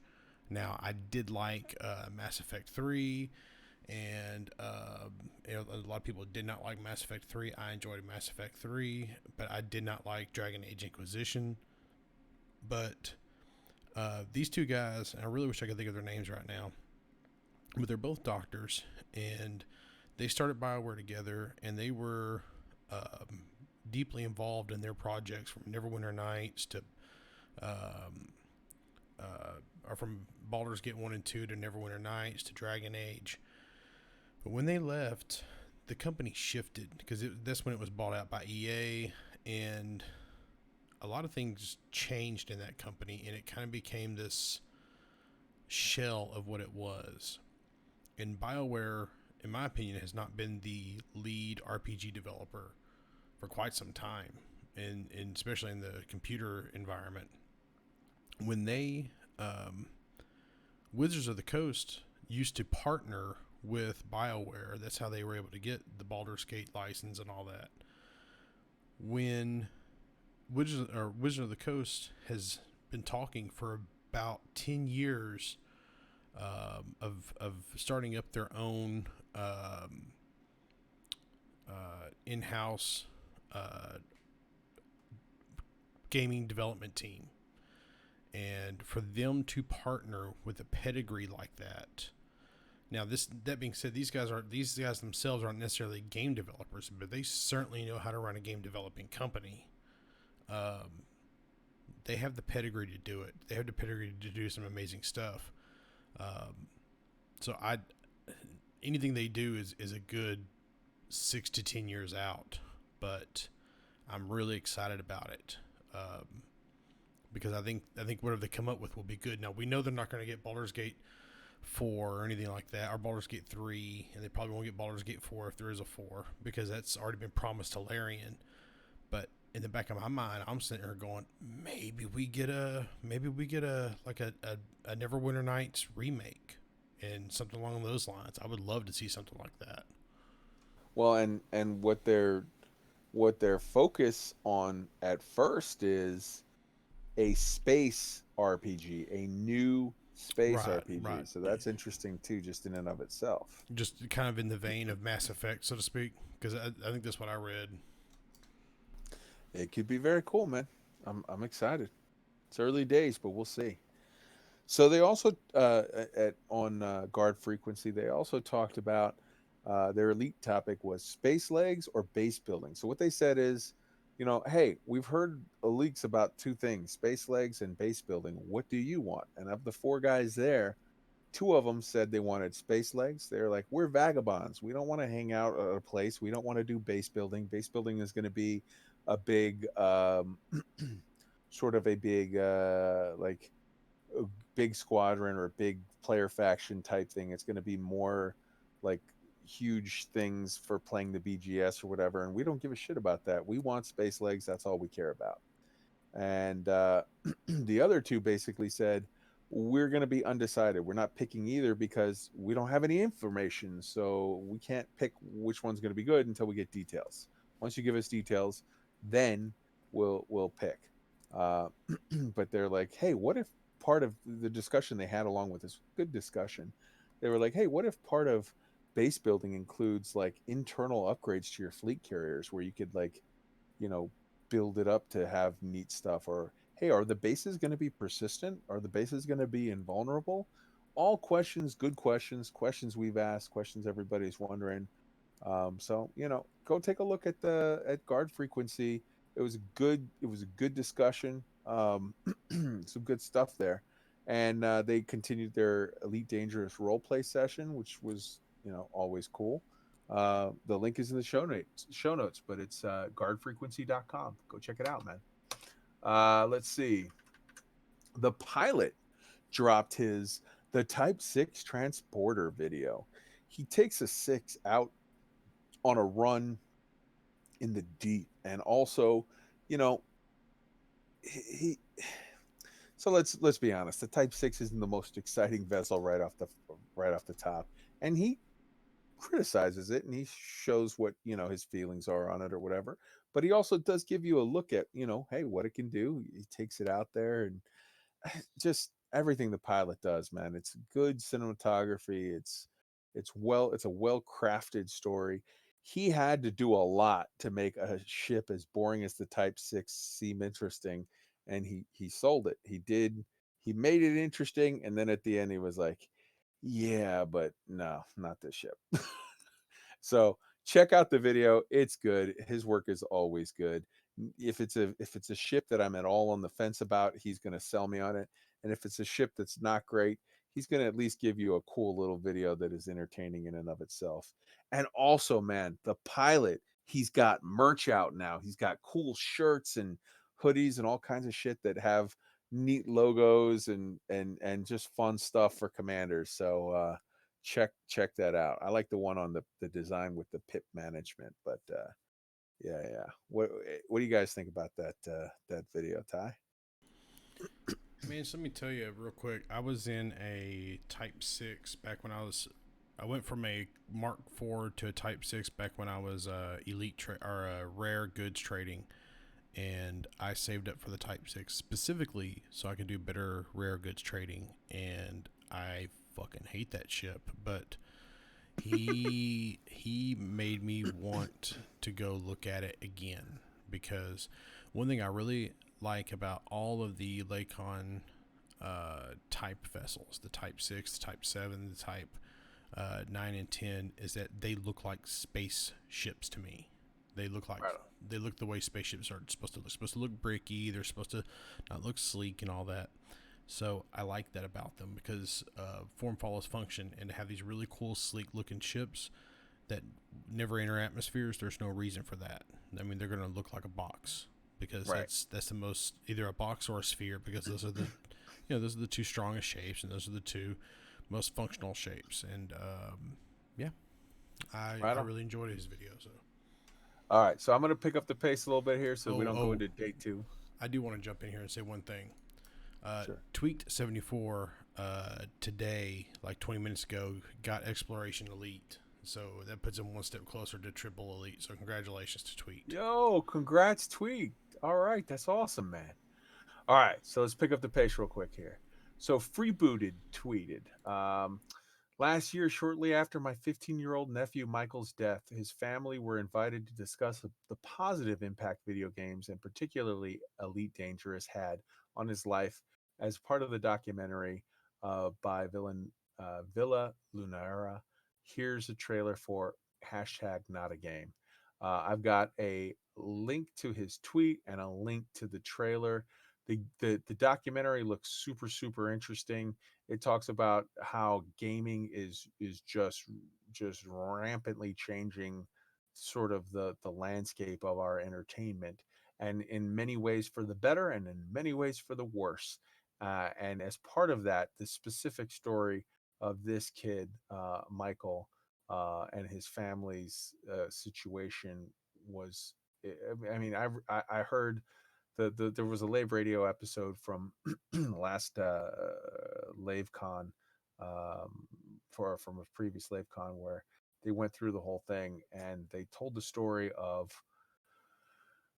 this young guy. He was an Elite Dangerous player and super into it, and he had a, a congenital issue that he unfortunately succumbed to.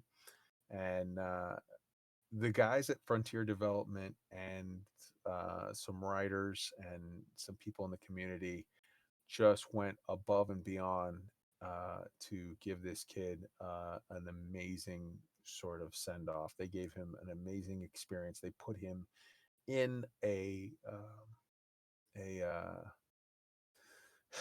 adventure that was sort of it was sort of tailored to him. And I'm like, literally, this never happens to me, but I'm getting choked up thinking about remembering that story. It was beautiful, and it's the kind of thing that is I don't know, it's just amazing. So It's just kind of a testament to this community, is what it is. Because for this sure, man. community is, I really, really have not experienced a community this good in any game I've ever played. So I agree. All right, so we already covered the Factabulous post on the Frontier forums. More mining stuff, man. Exegius Tutorial Tuesday. He welcomed the pilot this Tuesday. It was a 3-hour blockbuster stream, man. Go check that out. The link is in the show notes. Love Exegius. Love the pilot. Chocolate and peanut butter. It's two great tastes in one.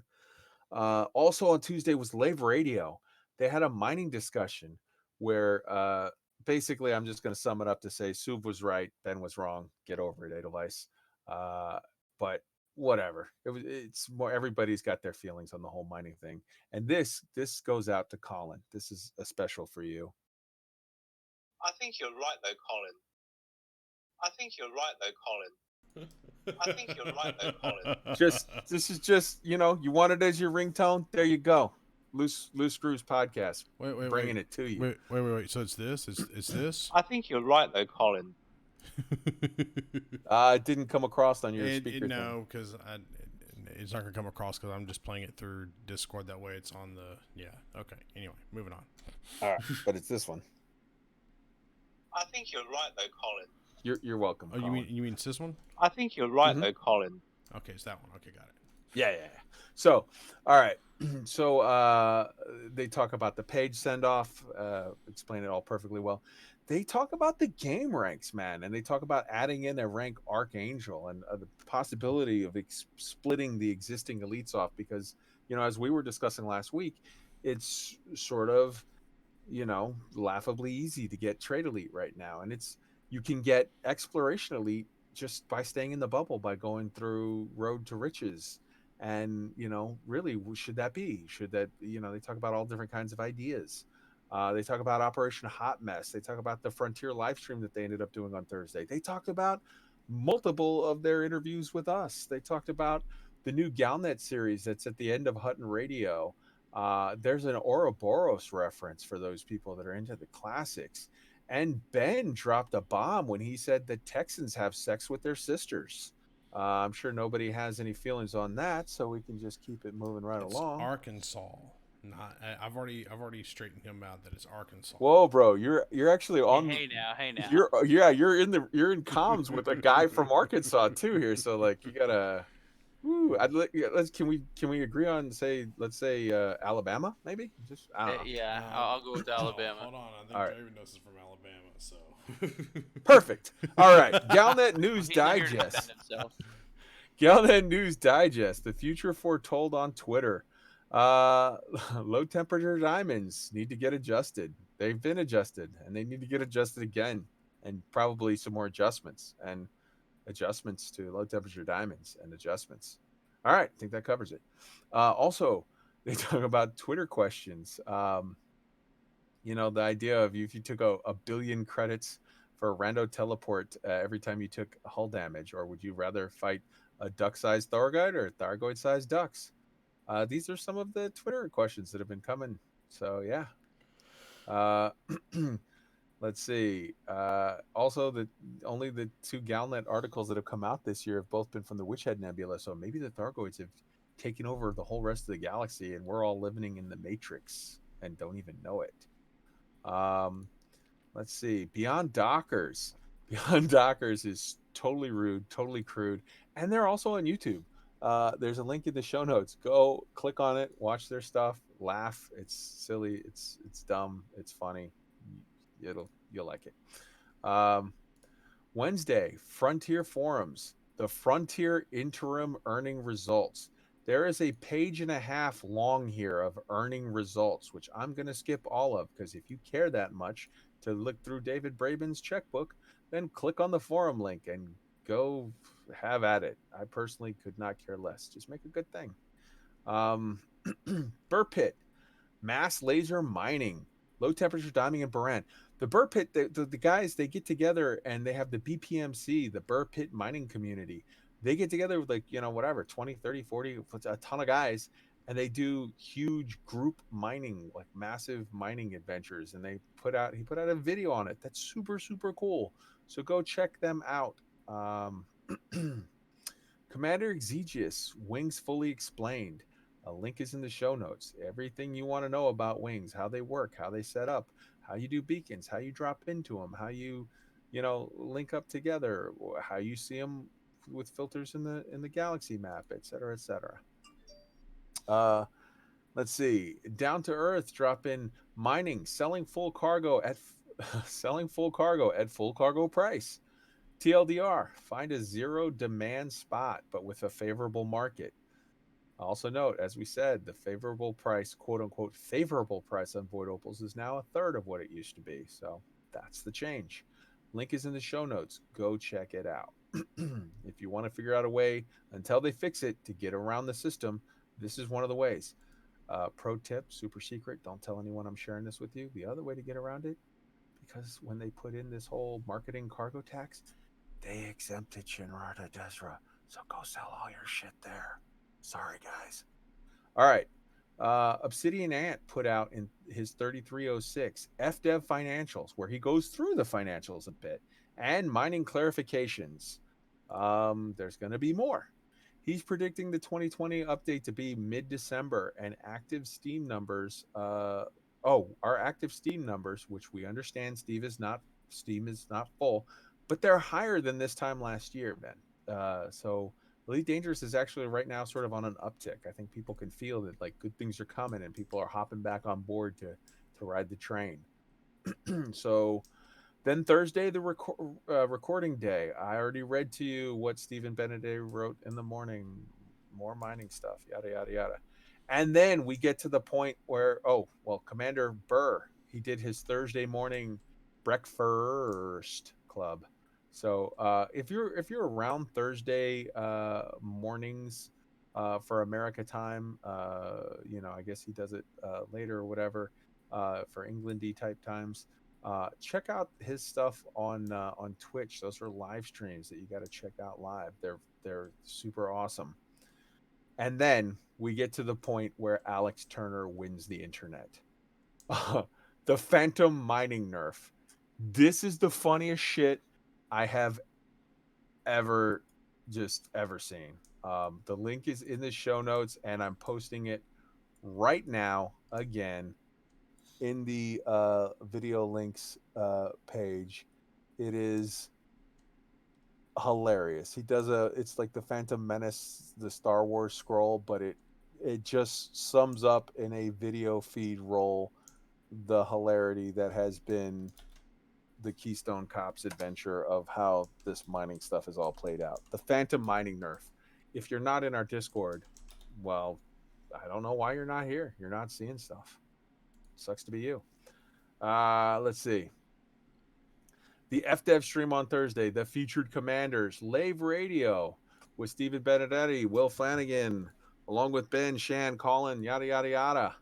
We talked about the whole thing. They played cool Lave Radio commercials, so go check on those. They played a song, Lave Radio. Da, da, da, da, da. It's going to make you, hurl. But, go check it out. Hutton Orbital Radio Live was Thursday. All right. So that brings us to the Thargoid report. I'm going to do a super, super short version of this one because, it's HIP 16813, Tegeta, Evangelist, and Lembas. Go hit those systems. And we're going to skip content creator. Look, content creator of the week is Burr, the Burr Pit, and Rini. I'm going to link their Discord. I'm going to link. They've got their Discord is always hopping. They're doing events constantly. He does the every week he does Witch Space News. Every week he does the Thargoid reports. He does them way better than I ever do. So go watch his. He does. They do the Black Ops series. They do awesome videos. They do. I know it sounds like I'm like, oh, whatever. They're amazing. I'm telling you, their content is far better than anything I've ever created. Go check it out. It is awesome stuff. And it feels, this is the part where it feels weird. I had this in here already to do the content creator of the week, and then today he dropped literally, and this would have been so much better if I did it yesterday, but we got pushed back a day because we're late, and it just so happens that he's already dropped now his video for this week that dropped today of Witch Space News, which said, hey everybody, go check out the Loose Screws podcast, they're awesome. We are a little bit awesome. You are a whole lot of awesome. Thank you very much. And I'm definitely going to be trying to send as many people your way as possible, because everyone should check out your stuff. It's everything. If you want to do mining, it's there. If you want to do combat, it's there.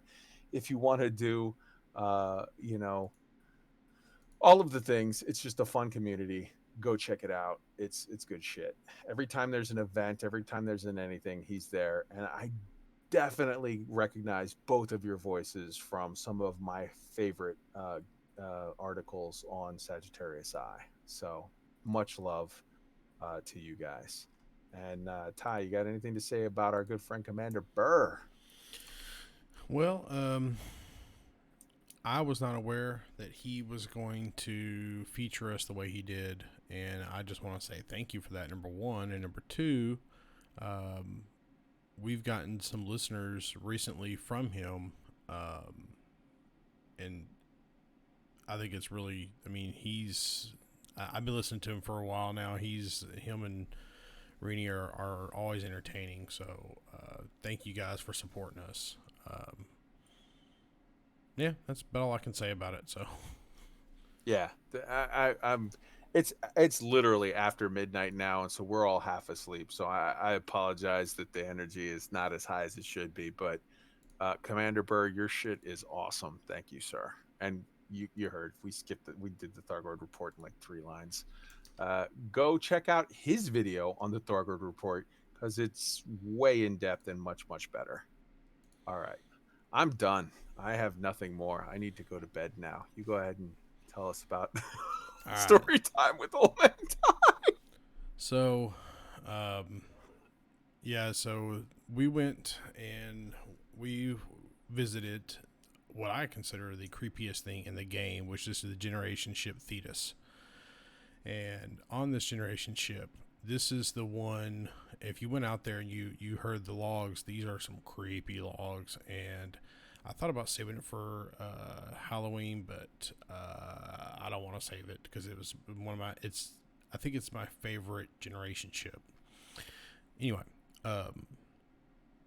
so they basically passed by this planet and they detected a signal, and the signal was like kind of hard for them to decode, and it got stuck in the communications logs, our communication system, sorry. And there's 5 logs total, and it comes, all the logs are being done by a communications officer, and she kind of goes through and says, hey, you know, pick this thing up, got it isolated to C deck, and basically by log number 2, she says, you know, there's an emergency situation on board. It's some sort of epidemic.